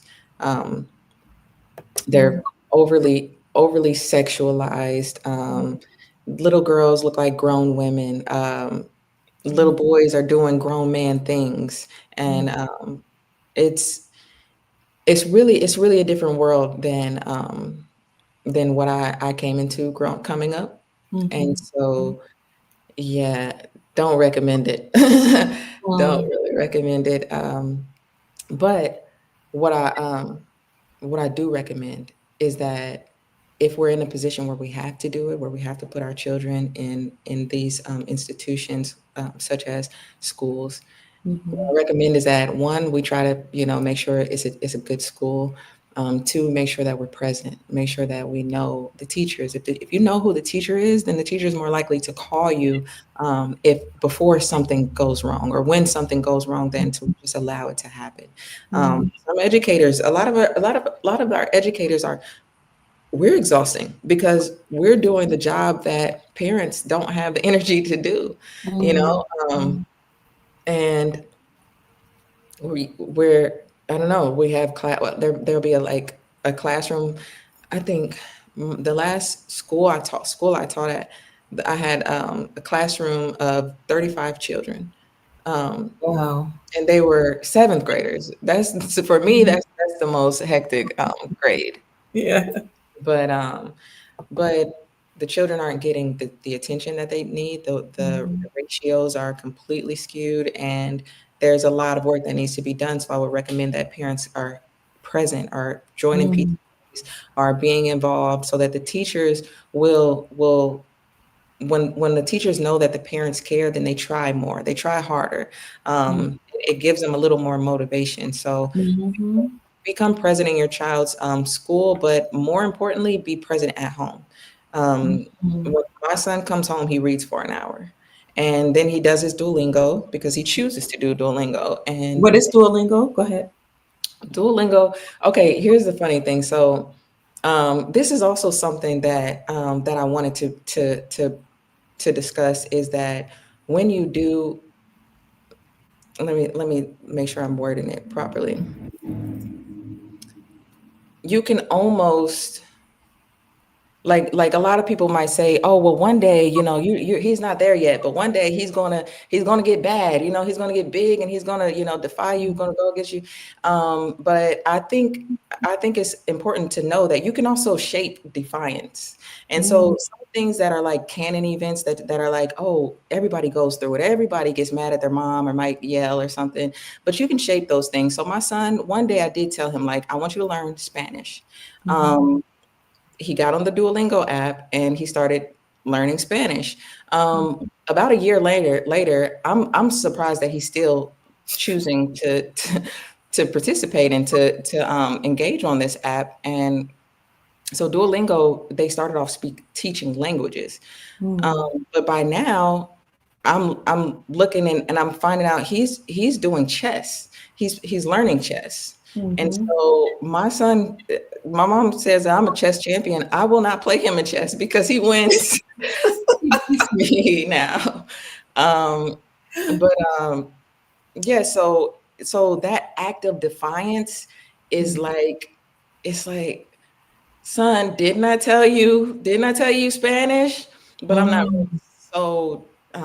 not really so let down that he chose chess over Spanish. You know what I'm saying? So in my mind, it's better than him looking up some, Mm, protest things on the internet or something like that. So I say that to say that you can choose, or you can shape even the negative outcomes, or the so-called negative outcomes, mm, and shape them in a way that you transmute it into a positive, um, mm. and into something that can actually be beneficial to yourself and or your child. What does chess do for him, for his brain or his development, or for Well, children? for Mhm. spatial visualization, I think it's great, but for the approach in life, and I guess his methods of solving different problems, critical thinking, Mhm. decision making skills, being two steps ahead of the game, so to speak, or Mhm. just knowing how to advance in life, how to you know what the common goal is, or what the goal is that you're supposed to actualize. So you actually so the method, you learn different methods of accomplishing different goals. And I think that's the lesson that I hope that he one lesson that I hope that he gathers from it. Yeah, I do love that you teach him at home, even though you said, you have to put him in school because you have to work and you're focusing on your business, but you teach him at home. Sometimes we have conversations about private school versus public school. And I said to Sarah, a lot of times we parents complain about what's happening in the public schools, but in my mind, we almost don't have a right to complain as much, because it's like we're turning over our kids, and then we get upset with what they do with them. And you say, well, Yeah, mom, a lot of us though a lot of parents have to put them in not only to learn, but for socialization. And then today, or most recently, was you did some study on socialization. And what did you discover about that socialization with children? yes, that the parents are the primary agents of education and socialization of children. Wow. Wow. Yes, So, whereas we've been trained and conditioned that they need public school education for socialization to learn how to get along with other children. But I hear you saying that is the primary responsibility of the parent. correct. And that's Wow. not to say that your child shouldn't be around other kids. Hmm. Um, just that you should choose the children that your child is around, you know. I remember choosing your friends when you Mhm. were growing up. I remember I didn't let you all go a lot of places.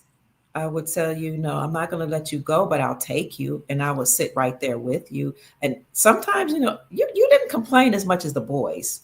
You really didn't.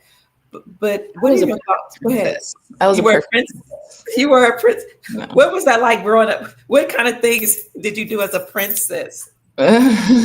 um, no, honestly, I was more of a tomboy than a princess, but Mhm. I still think that what kind of things did I do? I would guess that it didn't bother me so much because I was also the youngest and the only girl. So Mhm, mhm. I heard a lot of no. My brothers, they had to get used to it, but And you still have some residual effects about, yes, they were the musicians that were in the front.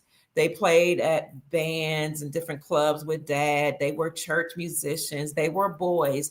And because I had so many boys, sometimes I would be like the boys. And you had to correct me on that as you were growing up and you found your voice and discovered your voice. She was like, you keep saying the boys, I'm a girl. yeah, yeah. You say you wonder why I'm a tomboy. It's because we there are 7 boys and 1 girl, mom, and you have to stop saying the boys, and you have to stop, just thinking we're all just the crew, right? Mhm, So mhm. I really appreciate you for doing that. And children need to be able to express themselves in that way. Would you say? And thank you for acknowledging that. And yes, I would say, but I think that leans back onto your point that we have to train up our child according to their bend, Mhm, because ultimately, if you do raise up, it can become easy.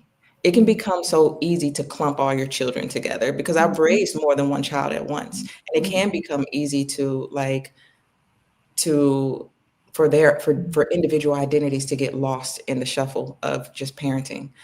So that is why I do stress mhm, intentionality and patience, so that you can spend quality time to get to know that child and to mhm. know what just what they need and how you can show up for them.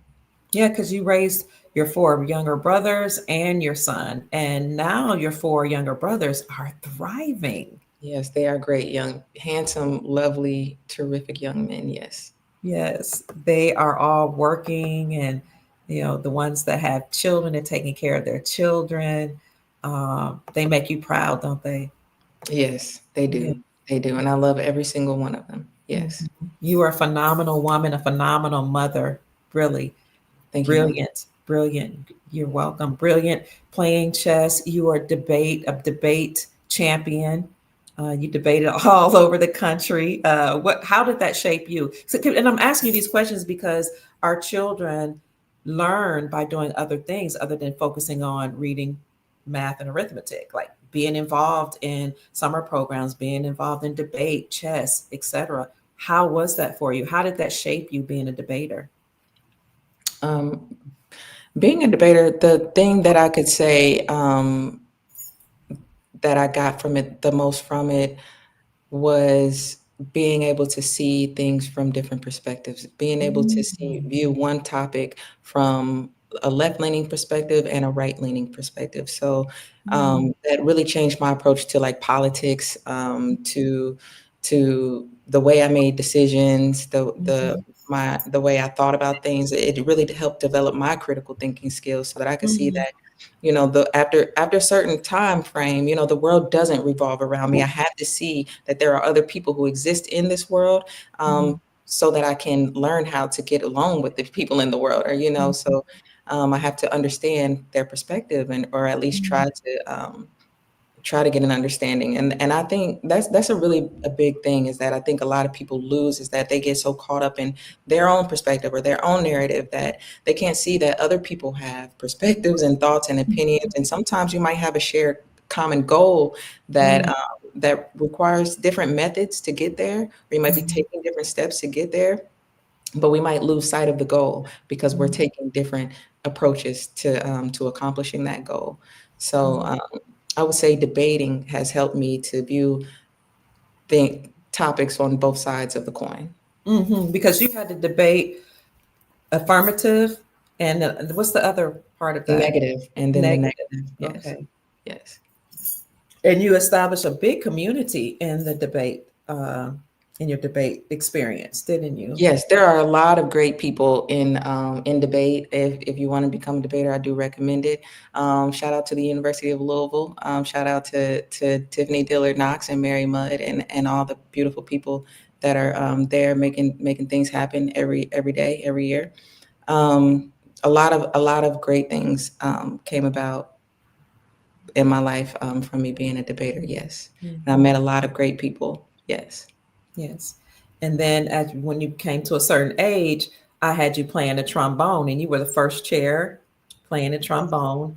Do you Yes. have any experiences that you'd like to share with, music, that how that helped develop you, or what your thoughts were? My brothers were really more musical than I was. I was more of like a poet, and then like I would do some emceeing, but and songwriting. That Mm-hmm. was something that I enjoyed doing. In terms of instruments, I did play. I was first chair and with the trombone, but it wasn't really a passion of mine. It was Mm-hmm. really something that I did because my family was in music. Mm-hmm. Um, but I enjoyed it nonetheless. I Mm-hmm. did. And your son now, he's taking lessons with your older brother, with Douglas. Yes. Yes, yes. Because this is a family tradition. Now, the Lattimores all across the Americas are actually entertainers and musicians. And we've come to know them as we've traveled different places. I was very fortunate to marry a Lattimore. Yes, thank you very much. But they're all musicians. Isn't that interesting? And entertainers.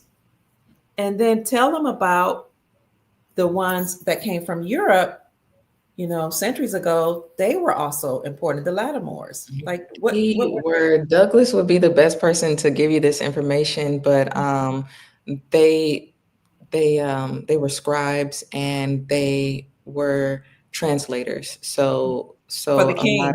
for the king, yes. So a Mhm. lot of nobility and travelers, voyagers would take Lattimores with them so that they could communicate because Lattimore spoke all the languages in of the worlds and the lands.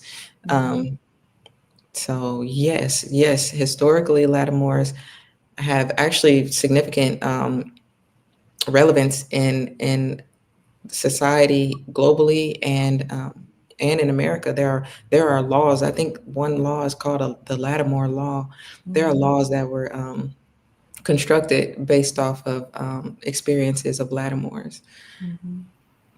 And there's a famous Lattimore, is it a scientist that your Louis baby, Latimer, what's his name? Louis Your Latimer. baby brother looks exactly like He him. does look just like him. He does. It looks like he came back, honestly. Yeah, it does. And so when you know those type of stories, it's very important that you share those with your children. And we do. And so, one parent may not be able to do all of that. And you share those stories with your son, but Douglas, your oldest brother, makes sure he tells all of the children how great they are and what their name means and what they did, historically. I think that helps to shape them. Yes, yes, I agree. Somebody said, you are an awesome mother, Kia. You raise beautiful children. You have a beautiful family. Someone else also said, beautiful mother and daughter duo. Oh, thank you. Thank you. I'm going to just take a break and talk to them a little bit about your business. As you go get your artwork, do you have your artwork with you? This Not is really. the I have a Sarah. few things. This is the Sarah I don't and really, I don't uh, really have like my portfolio present here. okay. Do you Um, remember this picture?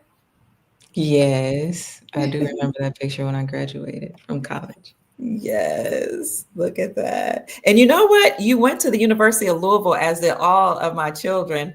But I don't know if you knew that, even though you chose to go there, that I chose that for y'all. I think you made that very clear. What are your thoughts about parents like choosing their children's education, choosing, some certain aspects of their children's path? Um, I might have mixed feelings about that. So I think that those decisions should be made early on, and then those decisions should be consistently followed through. So Mhm. I think there were like for me personally, Yeah. it didn't bother me. I was either going to go there or UC Davis, I think, but that was Mhm. so far that we chose. Mhm. You were like, no, I don't want you to be that far away, and I did Mhm. understand that. So that makes perfect sense to me. I would just say like there are some things that I think that I would do with my son that I wouldn't recommend for me because Mhm. it wasn't like that from the very beginning. And I think No, if there's consistency from the beginning, and that's why it's important to start where you are, but start early, start yesterday, you know, just to have some consistency so that the child knows what to expect. So for okay. instance, I would like to choose my son's wife, and I've talked to him Mhm. about it, you know, so he's Mhm. excited about it. But if I, you know, waited until he was 19 and I'm like, you're going to marry this person, I, Right, you know, I don't think right, that would go over right. too well. So Mhm. I just think that if you start early and you're consistent and you have good intentions, then I think it should be able to work out that way. Yes. So I believe in what they call it. What's the kind of marriage they call it? Marriage. Arranged marriages. The way we had arranged marriages when I was growing up was we were all raised together. So your dad and I actually met each other as children Hmm. in the church, and by the time we were teenagers, we grew fond of each other, and so the elders in the church and in the community realized that we liked each other, and they were like, "Oh, y'all get married," you know. And they didn't say, "Oh, you have to get married," but what they did is they made sure they protected us, and you know, they know we liked each other, so we dated with the whole church. Everybody went out together, you know. Hmm. Hmm. They made sure that I was groomed for marriage. And people don't like that word grooming, but my grandmother was married, so she taught me how to cook, clean, and all those. But the elders in the church made sure that I was fit for him, for Douglas, for your dad. Hmm. And I thought that was a beautiful thing. But again, they started young. They started when we were children, Hmm. making sure I was fit and making sure he was fit for me, you know, Hmm. making sure we would be a good match. And it obviously was a good idea because we were with him. I was with your dad to the time he closed his eyes, you know? Hmm. Beautiful man. In terms of your education, the way I chose the University of Louisville was that I worked at the University of Louisville. I took you there when I was doing my research. I took you to all of the entertainment that they had on campuses. Hmm. Um, the recruiters at the university were my friends, and I actually had them. You know this now. I could tell you that Phyllis Clark and Dwayne Compton. I told them to call y'all, the recruiters at the university, and tell you about all the scholarships. You all were brilliant, so you all graduated 4.2, 4.3, 4.4, but 4.2, 4.4, 4.6, 4.8, something like that. So that's on a 4.0 GPA because you were in advanced classes, but you all got academic scholarships. So I had the recruiters at the University of Louisville, where I work, to call you all, tell you about all the scholarships, make sure if any of you wanted to stay in the dorms, you had the best dorms, you had the best, you know, food programs, and you knew about all of the activities. So that's how I chose the University of Louisville for you all. Hmm. That's basically, you knew other universities, but that was like your playground. You literally played on a college campus growing up. Hmm. Yeah. Yes. Yeah. Yeah, and I do believe in to some degree in the illusion of choice. Yes. Because my son, he's allowed to become a cardiovascular surgeon, or if he wants, he can become a neurosurgeon. If he wants. If he would like to, he can choose what he wants to do, but within the parameters that I set for him. And so Mhm. that is like a bit of an exaggeration. Like those aren't the only two things that he has an Mhm. option to be, but Mhm. a failure is not an option. Mhm. You see, so I give him options of success. You know, so I Mhm. tell him you can do this or you can do that, Mhm. and then he thinks those are the only. You know, those are Mhm. the options. He doesn't think, or I could just do nothing. You know, Mhm. Mhm. Mhm.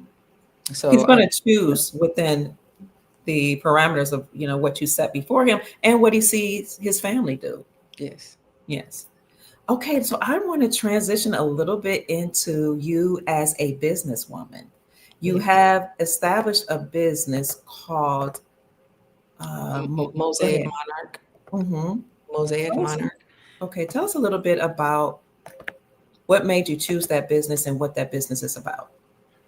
Mosaic Monarch is a mobile art and enrichment is a mobile therapeutic art and enrichment program. Mhm. So we provide art classes and craft classes to individuals. Anybody can view. Anybody can. Is this bothering you? I'll take this down. Sorry, yeah, I'm done. Sorry, yeah.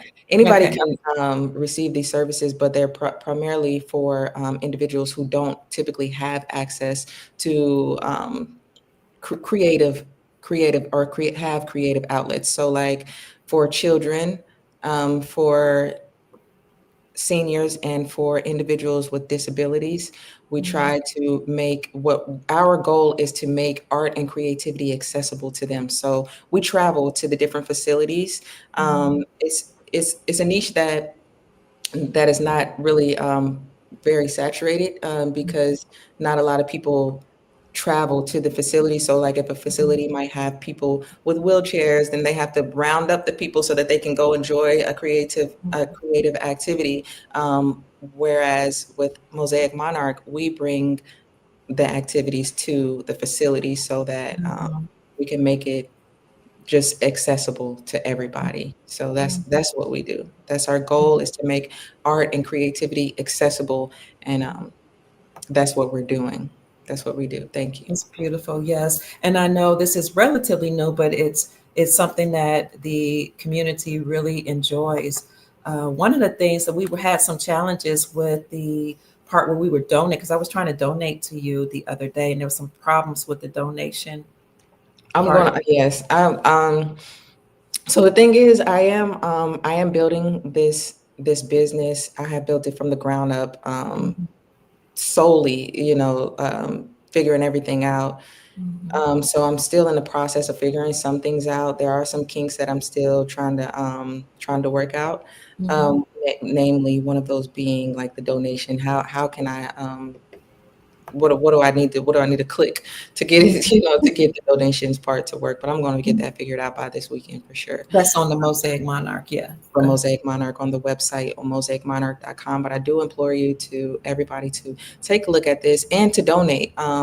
Donating isn't really something that I would usually ask for, but this isn't for me. This is for our communities. This is for the people who don't have access um, to creative outlets. And I want to be able to. I've also I stand so firmly with this mission, and I have so much passion behind it. I want to be able to offer low cost services and sessions, and free services and sessions. And so I also started a nonprofit organization. Mhm. It's called Mosaic Monarch Foundation. I'm in the build in I'm in the process of building that up. I did I have applied, so my application is pending. Is pending approval. But I really want to, in the name of my father, because this is something that he instilled in me, and I want to give back. This is my contribution to society, and Mhm. I want to show up for my community and for the people who often get left behind and looked and overlooked. People So with disabilities, yes. yes, individuals with disabilities, elderly people, Mhm. individuals, and children, Mhm. especially children from disadvantaged communities. Wow. And a lot of disadvantaged communities are not just minorities, but rural communities are also considered underrepresented in certain fields or overlooked. Hmm. Hmm. Children that come from rural areas or mobile communities, they get overlooked. And I appreciate the fact that you care about all communities. And I think some of that comes from dad, yes, and your grandma, his mom, Hmm. but Hmm. also your debate community, Hmm.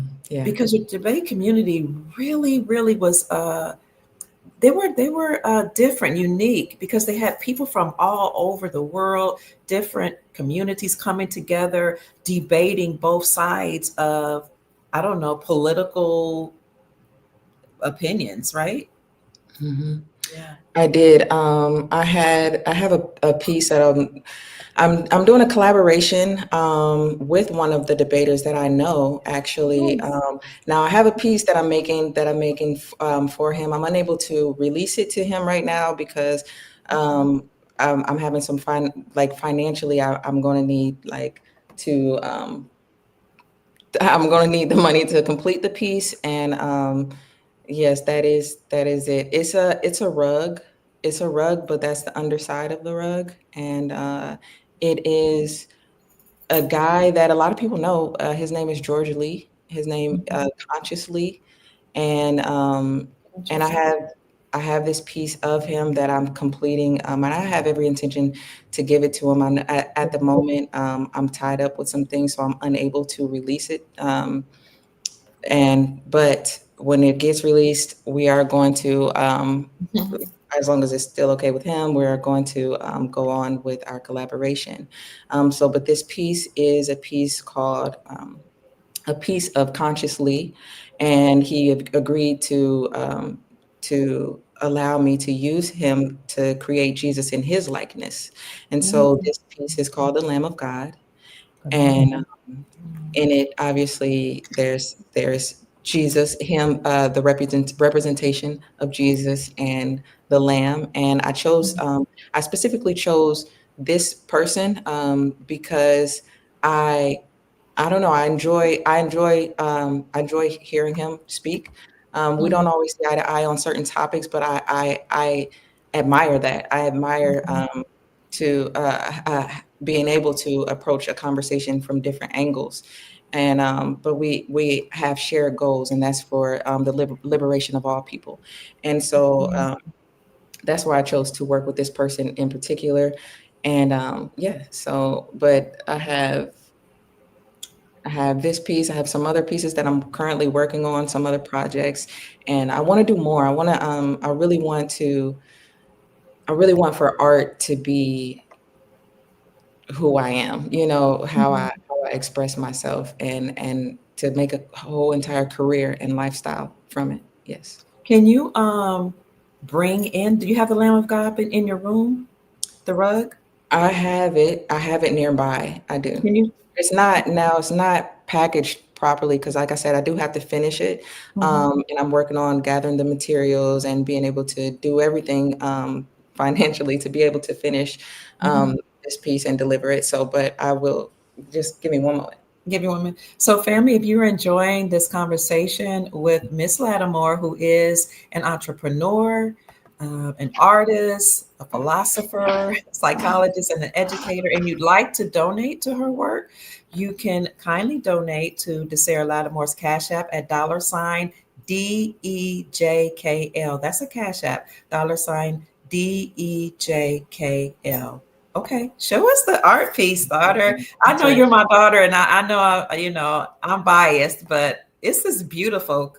Please Thank show you. us. Thank you. That's the piece. It's Now, what still, is it made of? Go yeah. ahead. I'm sorry. Yeah, okay, go ahead. Tell us what it's made of, because it looks kind of like a painting, but it's not. What is it? It's not a pain. Okay, let me make it Okay, closer. I'm gonna put you on by yourself, so I'm still in the background, but I want them to see it closely. Hold on. My bad, family. Let me put her back on the stage, and I'm gonna remove myself. Yeah, so this is actually it's not a painting. It's fabric. It's what is this? This is yarn. And some of this process that I used, I did needle punching. And this is my first rug that I've made ever. And it's not a rug, it's more of a tapestry because it's not, in my mind, it's too good to be stepped on. So it's intended to be hung on a wall. So yeah, we've got George Lee, and his awesome hair. He's an awesome guy. We've turned him into Jesus. We've got the Unk because, George Lee has some spirituality about himself that I've noticed. And so I just kind of wanted to add some things that might have been personal for him or to him. And also we have the classic halo. Um, for Jesus. We have the lamb. We have some symbolism in the color scheme, namely the red, the crucifixion of Christ type of thing. Now this whole entire picture is intended. It's intended to be flipped around because this is the underside of the rug, and what happens is I flip it over and I do some shaving on it. But I don't know. I like the detail on this side so much that I don't know if I'm going to actually flip it. So this star was supposed to be an Eastern star, so it's supposed to be over there, and once it's flipped, it would be. But just for the sake of symbolism. But I don't know. It might just have to be a Western star. But that's that's really, I guess, all that I have to say about that.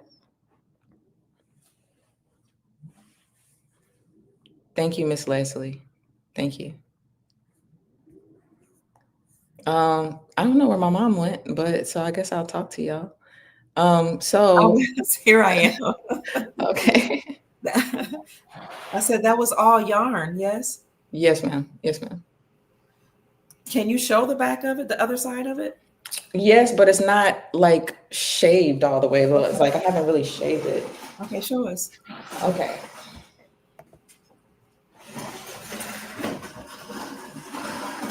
Okay, so I've shaved. Oh, I have shaved like this here. So I have to go and do detail. And I haven't shaved this guy, the lamb. So he still has some, little pieces of yarn sticking out of him. And he doesn't look very well kempt at all. But after the shaving portion of it, then it will have more of a layered effect, and it'll be I don't know, it'll have more of a complete look. It's the But red. like I said, I don't know. I just love the other side so much. I love the detail Yeah. of the weaving of the patterns. The red. What does the red represent on his shoulders? So because I had a limited space to work with, it's kind of like the piercing of the side. Mm. Just the red being on the sides of him, Mhm. and so obviously any interpretation can be made from it. So, but this is my interpretation also. But there's so many interpretations that I have of it that Mhm. there isn't. There's not just one perspective. Also, like just thinking of like just I don't know, like authority or Mm. um, just eye-catching colors, but mostly that the symbolism surrounding that was being pierced in the side, or the blood of Mhm. Jesus. Yeah. Mhm. And can people order from you art pieces if they were interested in something like that? Yes, I can do custom orders, and I'm actually going to be doing a series. Mhm. Um, this is something that is kind of niche. I want to do tarot cards, Mm. and to kind of make big pictures with tarot cards. So if you wanted that, you could have that, or if you wanted something customized, then yes, you could contact me. You could email me at DeSarahLattimore@mosaicmonarch.com. Okay, I need to write that down. Mhm. Let me put that in the comment section. DeSarah Lattimore, DSARAHLATTIMORE at Mosaic Mosaic Monarch. Mhm. MO. Can you spell it? Mhm. MOSAIC, Mosaic. Okay. Monarch, MONARCH, Monarch. .com. MosaicMonarch.com. Okay. Mhm.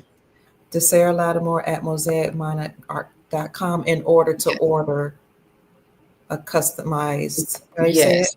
Okay. Yes, but do note that there's no apostrophe in my email, the name of my email.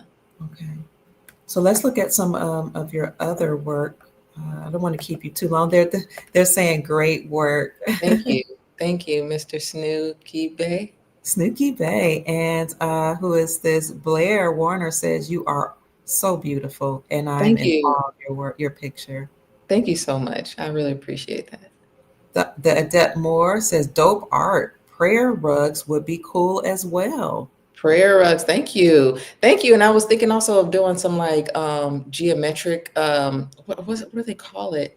Like sacred geometry, Mm, like the tree of life and the mhm. flower of life, I mean, and just different concepts that I have that I'm exploring. So yeah, keep giving me ideas, y'all, because I want to do it all. I really want this is going to be my life. Y'all, I want y'all to be a part of it too. Yeah. This is going to be this is a movement, and Mm, I want everybody to be able to have a creative outlet, and mm, please support this mission, because this mission is bigger than me. This mission is mm, community wide, nationwide, mm. worldwide. This is something that we need and something that can help bring us together. So please support this mission. Thank you. Leslie says gratitude for sharing your experiences. I am thrilled. Time says nice. Leslie says, wow, beautiful. Michael said, nice work. Thank Uh, you. Faith Ministry said, beautiful. Thanks for sharing. Multi-talented, Akim says. Let's see. Absolutely beautiful. Great talent. That's Tracy. Let's see. What else? I just want to give shout out to the people that are saying they enjoy this. Who else? Yes. Cora Denson says Yes. beautiful. Great work, Snooky. We acknowledge Snooky. Blair says you're also beautiful. Thank You you. all are amazing. Thank you. You go with it. And speaking of Thank you. prayer rugs, Amin's father is Muslim, Hmm. and I'm sure that his community might like some kind of work as well. Yeah, Potentially so. Yes. potentially. Yeah. Um, okay, now I want to show another piece of your artwork that I would like for you to share with the family, let them know what this is here. Because you used to also draw designs for people who wanted tattoos. I remember you did that. Oh yeah, I did that. That was a tattoo I did of, you can't really see the bottom, but Let me see. it's a vertical Oh, yeah, it's a vertical panoramic tattoo. So it's like mm, um instead of, usually panoramics are like horizontal, but I mm-hmm, did it up and down. mm, And yeah, I have a friend, actually my son's godfather, who he loves Kingdom Hearts, and he told me a concept that he wanted, and he was like, "Hey, can mm, you sketch this out so I can give it to my my tattoo artist?" mm. And he did hire me for that service. He paid me, and I completed that for him, and that's the result. That was the result.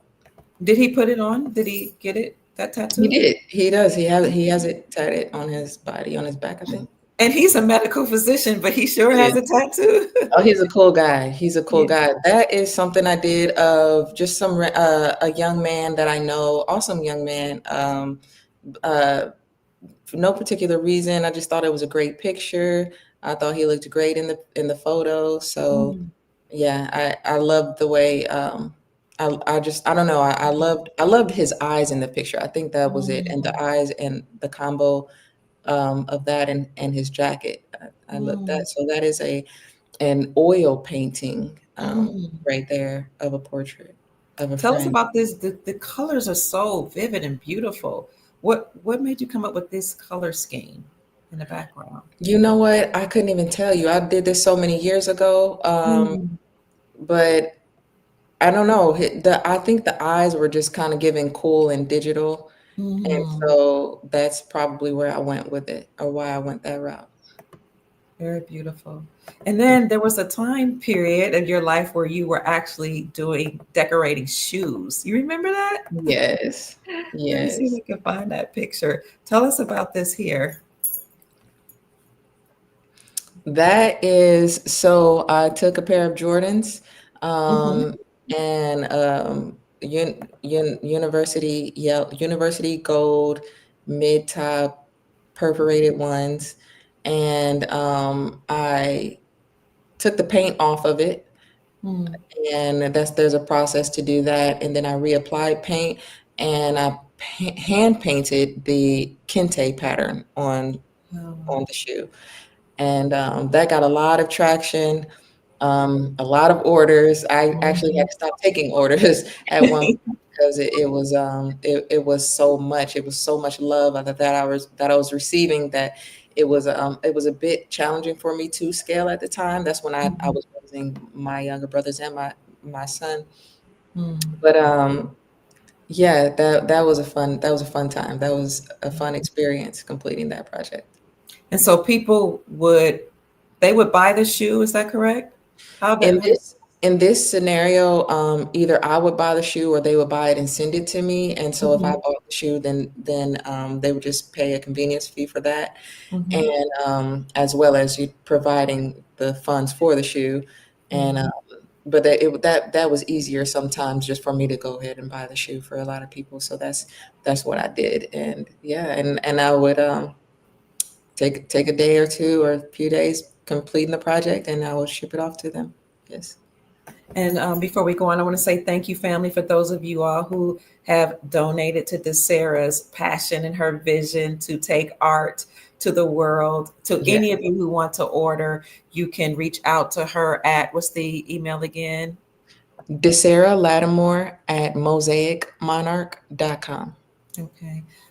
So not only to the soul family, but also to people with disabilities. That's what Mosaic Monarch is about. So thank you for contributing to her. For those of you who have already contributed to her, and those of you who would like to, she is a single mom, and so it's a challenge for her to create this business, work this business, take care of her son. She's raising a genius, teach, and work in her community, doing volunteer work as well. So we appreciate you sending anything that you feel moved to do at her Cash App at $DEJKL. That's D as in DeSara, E as in Elaine, J as in Janie, K as in King or K, and L as in Lattimore.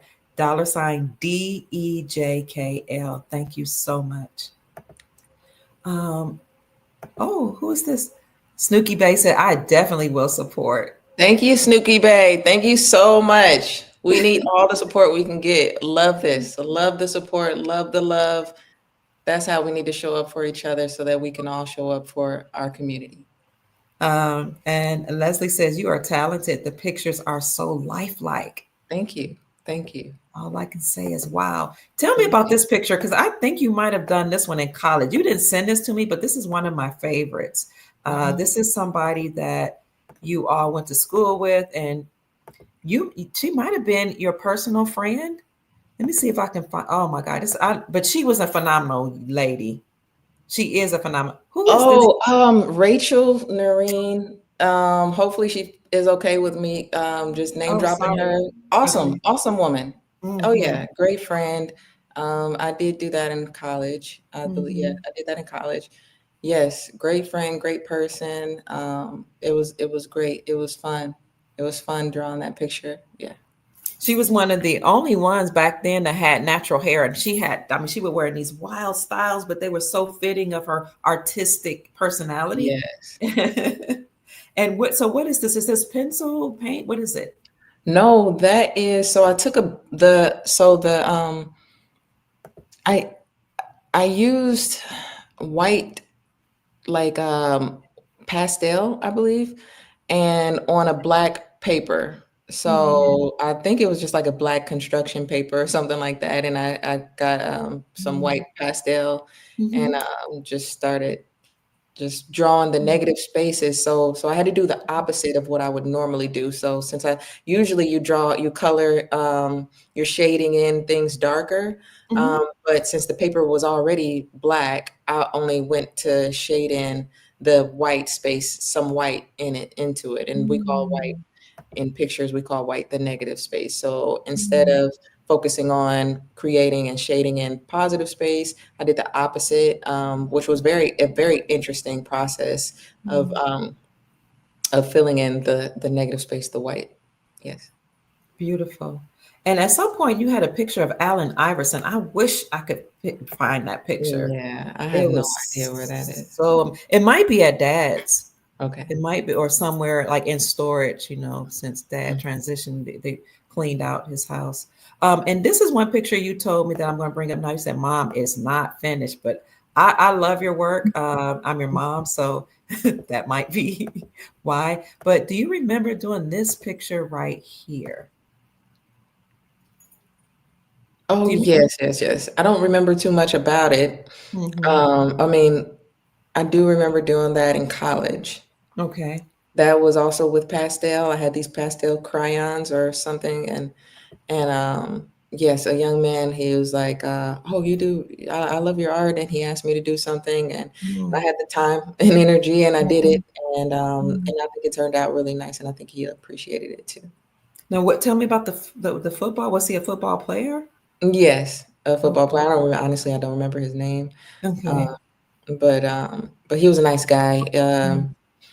And we took some classes together, and he saw Mhm. my work Mm. and had asked me to commission a piece for him, and I did.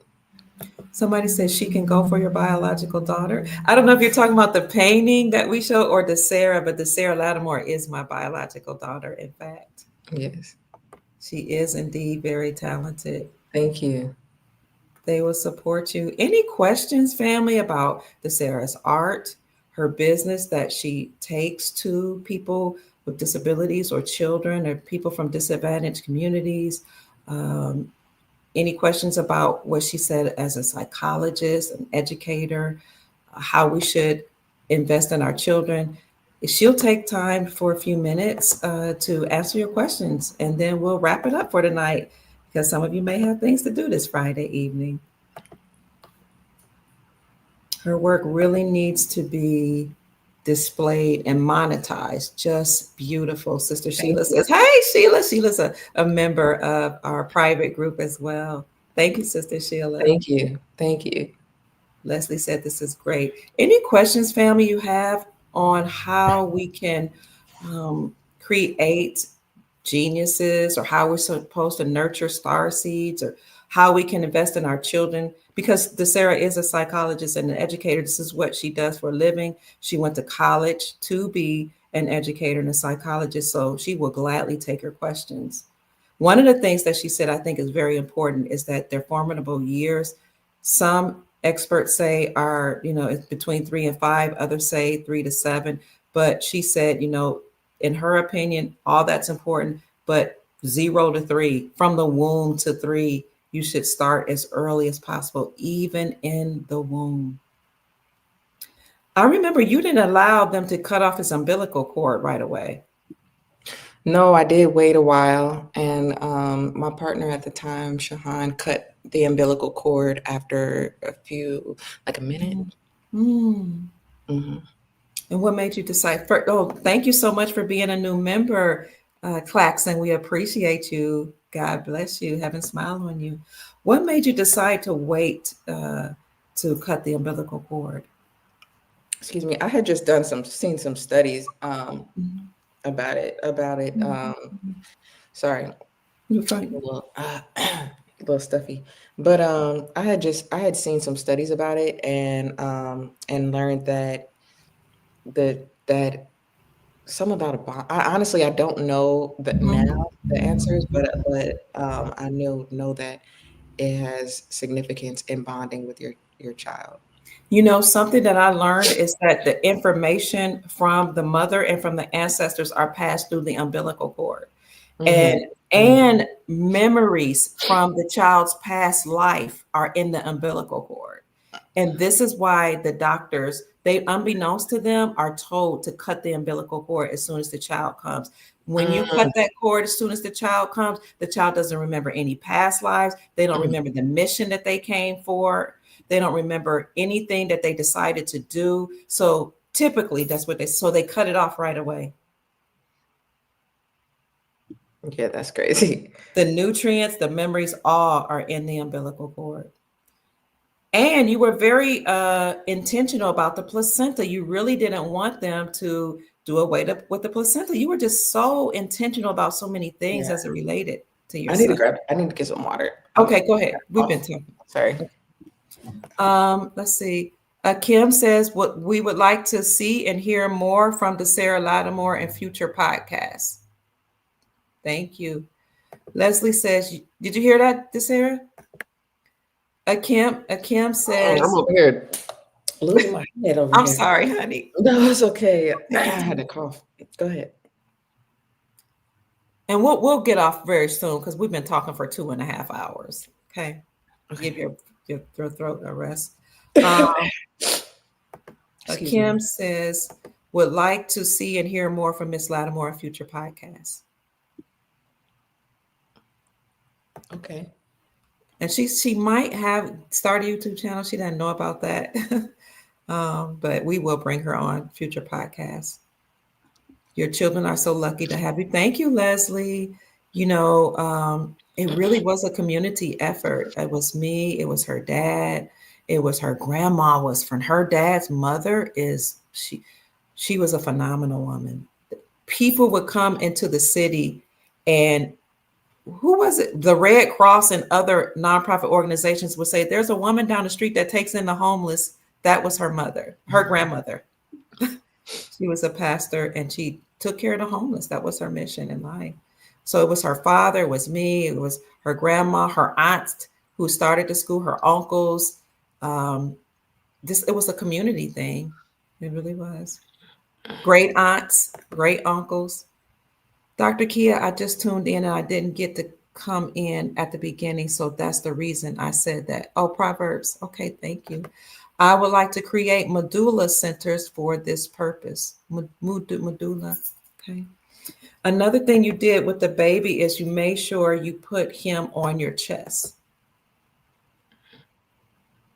What was important for in bare chest? Why did you do that? What was that about? Um, I think they call it kangaroo care. Skin to skin contact, Mm, and emotional. And human contact can mm, just form and build an emotional bond. mm. And so Sorry. they even they even sometimes do that with fathers, just so that the Mhm, baby can form a connection with the father. So they'll have a father take their shirt off and bring the child close to their chest, and mhm, it's a beautiful thing for the baby to feel comfortable, and to feel like they have a safe place that's reminiscent of the womb because they can hear your heartbeat. mhm. Another thing I love, you mentioned your partner earlier, is that you made sure your partner was very involved in your child's life and is still involved. Yeah. And Amin's father. So your Amin has so much love and support. Mhm. Yes. Why is that sense of community? Why was that important? You didn't have any dissension, you wanted everybody to be united. Tell us about that. Um, Whatever you I want pref- to share.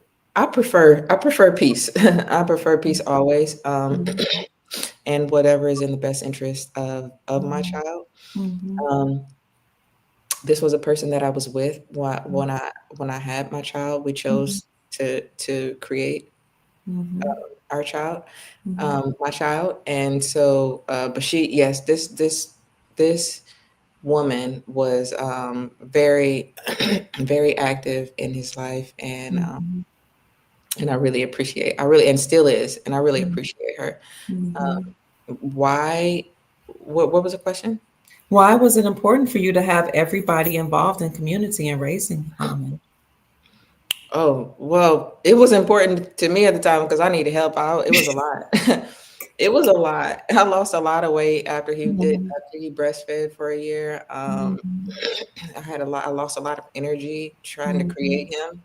I needed help. And mhm, so there are a lot of selfish reasons around mhm, that, mhm, the answer to that, but mhm, also for him, for his sake, for him to mhm, have different experiences and learn different things from different people. I mhm. can't teach him everything, and I know that. I know that. I don't. My goal is not to teach him how to be a man. My goal is to teach him how to be a great human being, and Wow. Go ahead. yes, and so his father teaches him the things that he needs to know about Mhm, being a man, and I think it's important. Even though his father and I are not in a relationship together with one another, mhm, we still we still are both present and active, Mhm. for the most part. But he's a great man, and that's Mhm, what I mhm. really appreciate is that his father is a great man, Absolutely. and he takes after him in a lot of ways, and Mhm, namely his temperament, that he's so calm and gentle. So mhm. I value that. Yes. Any final words as we wrap up our discussion, Sarah, on anything, anything, that Um, I would just say, just be a parent on purpose. If you choose to you. be a parent, then parent on purpose. Be intentional about your decisions, about how you bring up your children, about who you have them around, what you put inside of your children, what you put inside of their mind, inside of their stomachs, the food.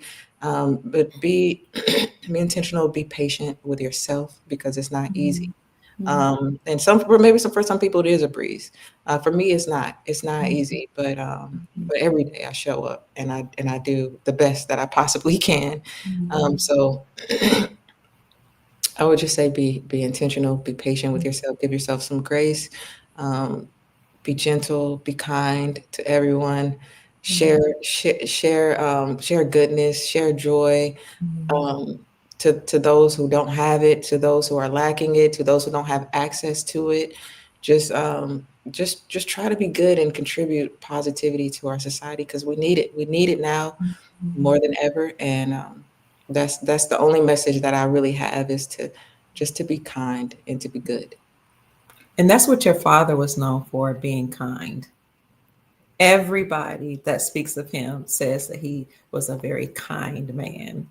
And Mhm. so, and I'm grateful that he left that as part of his legacy for his children and his family.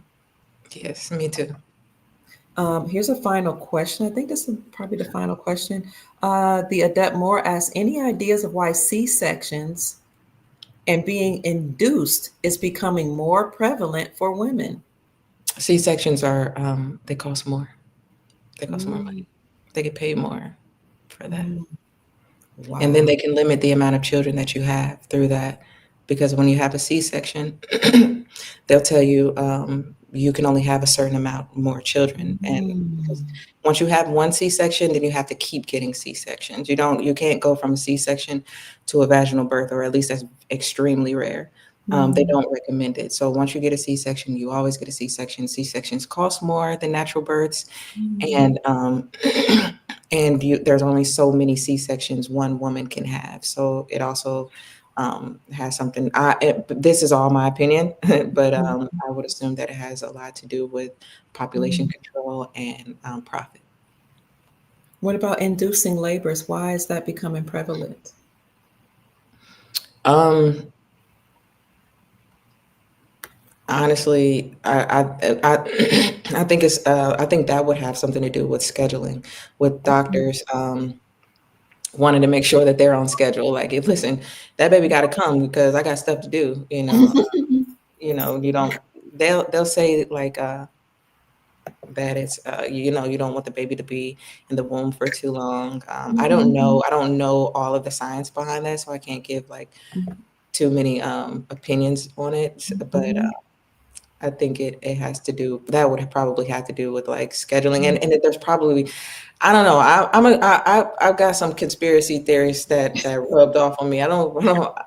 I didn't I didn't fall too far from the tree. So I would assume that there's some nefarious activities going on, or reasons behind that, but I don't know the answers to that. And so, where can people find your work? Um, can they find my work, like my So, for portfolio? example, say it again.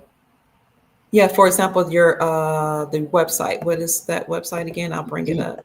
MosaicMonarch.com.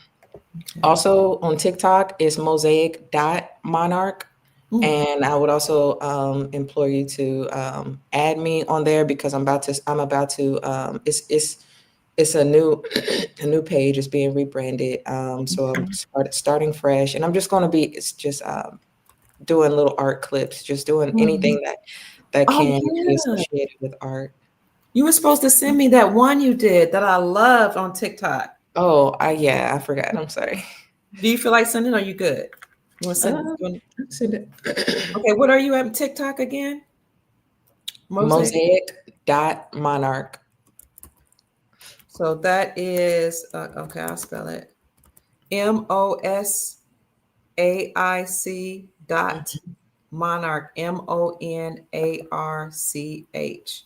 I'm gonna Correct. bring it up for the Soul family. This is her.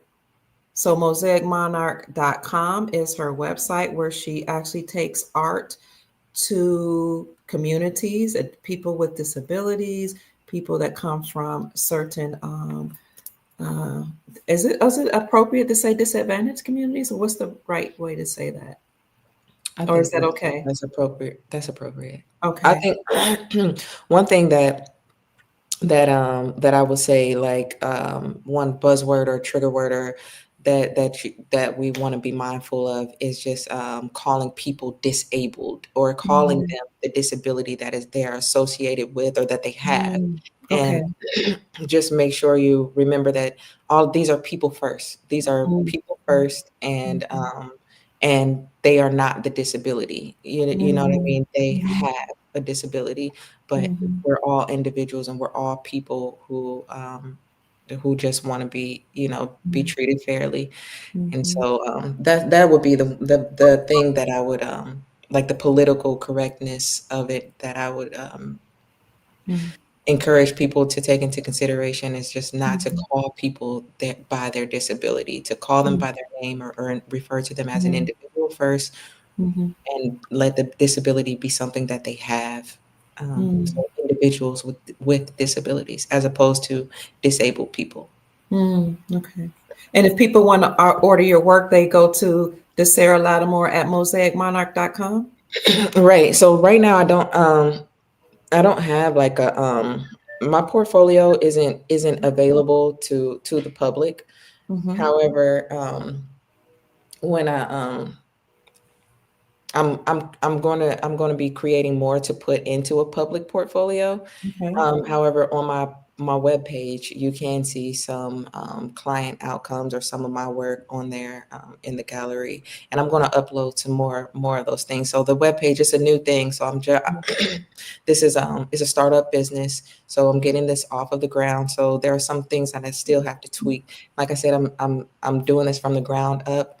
Mm-hmm. Single-handedly. So Mm-hmm. there are some things that I'm figuring out. Fortunately, with my MBA degree, I have some knowledge of what I need to do. Mm-hmm. Um, but there's still some things that I'm learning along the way. So, but you will take some orders. I will Yes. take orders, yes, custom orders. If Mm-hmm. you send me an email, we can communicate about what you want, about the price range that you can work within, because I can do anything. I can do Okay. something within any price Okay. range. I'm sorry? Okay. No, no, I had brought up your TikTok, so it was. I'm sorry, it was playing at the same time. Oh, but that's So that's it. they can order your art. Let me put that in the back here at the Sarah Lattimore at mosaicmonarch.com.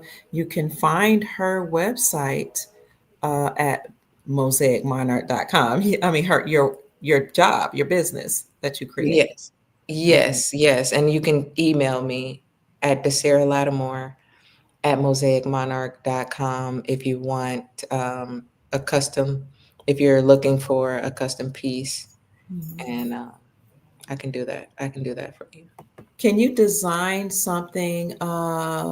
Like, do you do specialty work, like design something according to somebody's zodiac or according to certain things like that, their birth order, birth chart, or something? I don't know, but I know some people are specific. They can do specific artwork like that. Right. I'm just a creator, so I can probably design some of anything. I would just Mm, need to know what the vision is, mhm. and then we'll collaborate on how to bring that vision into fruition. And so, how can people support your work if they want to support you as a creator or as an entrepreneur? Because I know Um, go ahead. I was going to say definitely donate if you can. Right now, it's this will be to my personal Cash App because I am like I said, I'm in the process of getting my 501c3 up and running and everything. But in the future, I'm going to have that up to where all donations will be tax exempt and but so for now, you can donate and or if you see me on social media, find me on social media on TikTok. I'm currently on TikTok. I'm in the process of setting up a Facebook page. Everything's taking time. But I do have a team that I'm building and I have some support so that we can get this off the ground. Thank you for your support because I know that you're going to support me because you're supporting me right now. So you are supporting me. So I appreciate all of this support and all future support. Thank you so much. So you can either order from her to do an art piece for you to support her. You can just follow her on her social media, her TikTok, and we'll make sure all these links are in the description section. Make sure I have them to Sarah later on tonight. And you Yes. can also donate to her Cash App at $DEJK Lattimore. D as in dynamite. E as in divine, E as in elegant, J as in just, K as in kind, and L as in Lattimore. I love it. Cash App $DEJKL. And Yes. finally, let me bring up the last thing that you sent me that you worked on. I think it's a TikTok video, right? Let me see if it's going to come up.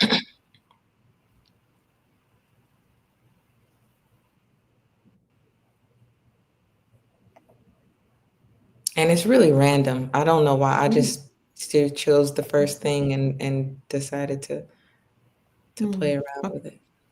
Hold on 1 minute. It stopped. Wait a minute. Wait. Okay. Would you like It to resend it? I have it, but it won't. Let me see. It keeps starting before I'm ready for it to start. Hold on, family. Thank you for your patience, family, and thank you for your support of my daughter, Sarah Lattimore, and for the Soul family being here communicating with one another in the chat. This is on Sarah's TikTok. Let's see. Let me see. Hold on. Murder, 2 counts, aggravated battery, 2 counts, and cruelty to child in the 1st degree. Y'all can have a seat. On count 1, it says, we, the jury, find the defendant not guilty.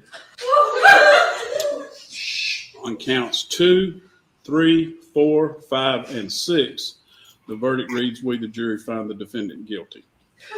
I'll bring it up. Murder, and I'll do it again. 2 counts, aggravated battery, 2 counts, and cruelty to child in the 1st degree. Y'all can have a seat. On count 1, it says, we, the jury, find the defendant not guilty.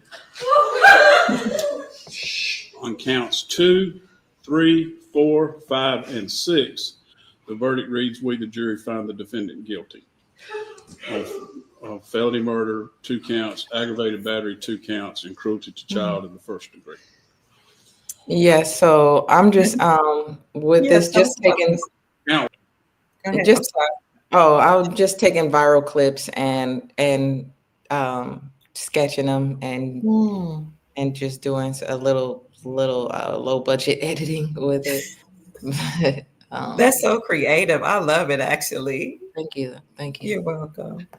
So we've had a good time in our discussion, and I just want to let you know that as your mother, I am very proud of you. Thank you, Mom. All you've done. You're welcome. To raise a beautiful human being, a star seed, a light.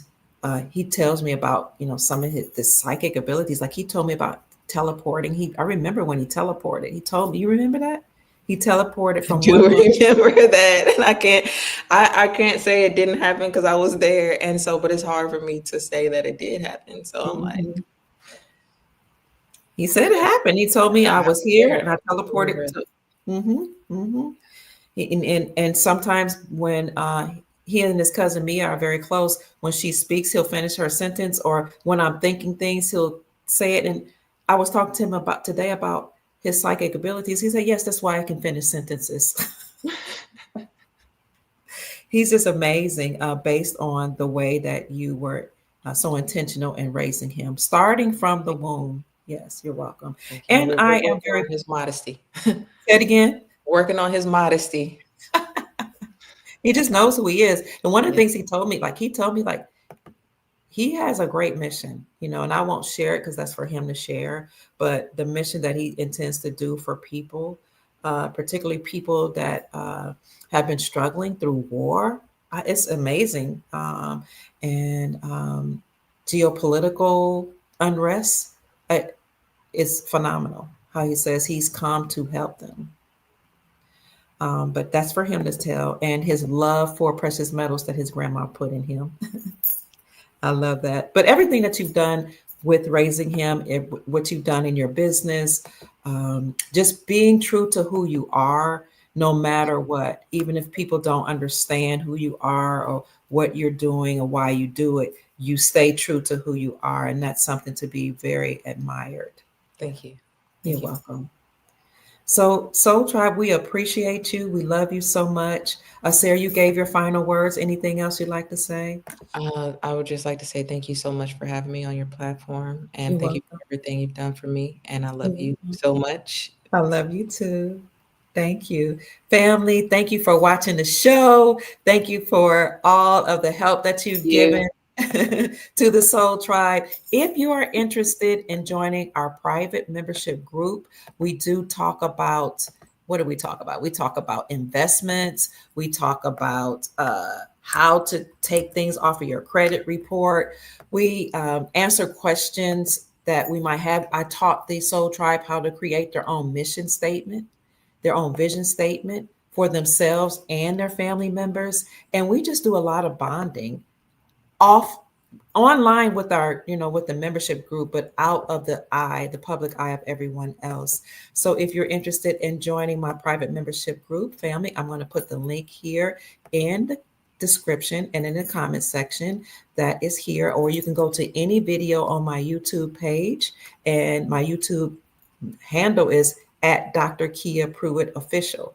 But just go to any of my videos or on my main page or even this video and click the join button and follow the prompts, and you'll be a part of our private group. We typically meet on Saturdays at 10 o'clock a.m. and sometimes I'll come on as well later on. But I have lots of videos on gold, silver, different currencies to invest in, how to dispute things from your credit report, lots of things, family, that we don't talk about in front of everybody else. Also, I just want to tell you all, thank you for supporting Chief Mack, who does create private trusts so that you can protect your assets. If you're interested in a private trust, you can contact Chief Mack for consultation at unityinmotion45@yahoo.com. Also, and finally, thank you for supporting Dr. Kia Pruitt. So many of you all send me money. Let me just say money, or gifts, donations to my $ at $ Mama Kia 13, $MAMAKIA 13. That's about it, family. If you want to contribute to DeSara's work one last time, you can contribute it to, and she says, thank you so very much, $ DEJKL. And we will bring her on the show to give us more updates on psychological aspects of children, rearing children, and what we need to do. Thank you for these beautiful comments. Beautiful daughter. Thank you. Sorry. Kim says elegant ladies as well. We appreciate you, family. We love you so much. And I'm going to get on out of here with our outro, or our song that you all know one of our members, Brother Kenneth, wrote for me. So we're going to check on out of here. I am not going to end the live stream, but Sarah and I will go back in the background and you'll listen to the song that is, what do you call it? A theme song? Yeah. That was created just for me. That made me feel special. Okay. We're going out of here, family. Bye.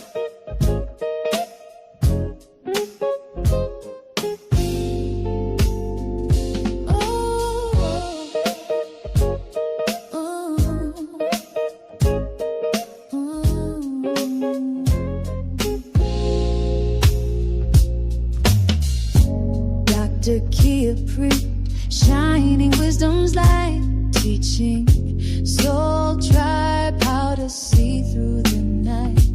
Ancient scriptures and bloodlines she knows, spreading truth wherever she goes. Soul tribe rising, hear her call, raising vibrations for one and all. Dr. Kia shows the way to a brighter, freer day.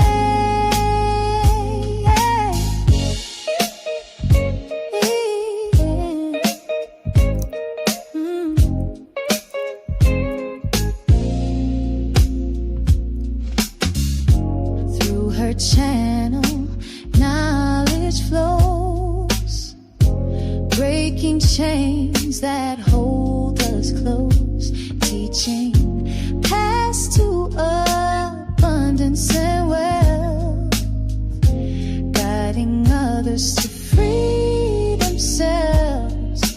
Soul tribe rising, hear her call, raising vibrations for one and all. Dr. Kia shows the way to a brighter, freer day. From currencies to investments divine, she's helping her tribe to realign with wisdom, ancient and new, showing what we all can do.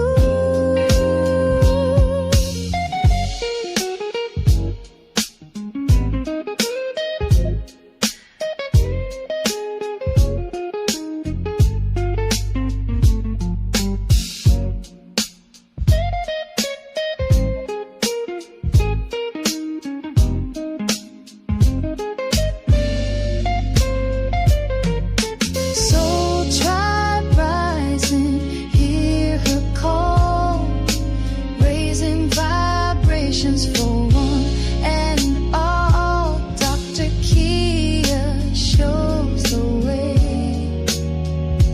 to a brighter, freer day.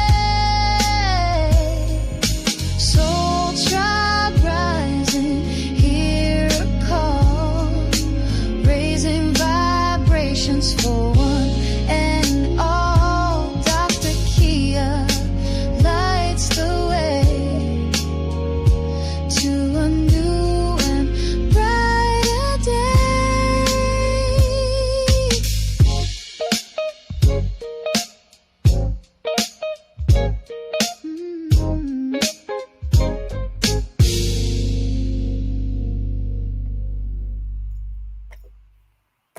Thank you so much, Soul Tribe, for supporting the Dr. Kia Pruitt Show. I love you so much. Again, we appreciate you taking the time out to be with us on a Friday evening. Go and enjoy your family. And if you're going out to have a good time, be safe, have a good time, and love each other. Share in the love and the laughter that you so much desire and deserve. You have heard from Dr. Kia Pruitt tonight and my daughter, DeSarah Lattimore, a psychologist, entrepreneur, and educator. I hope that we have said something to raise your vibrations and inspire you to create the most amazing, magnificent life that you desire and deserve. Good night, family. Go out and have a great evening. Peace. Oh, before I go, Amin wants to say good night. This is her son, her starseed, Amin Ra. Good night. Good night. Bye. Bye. Okay, bye.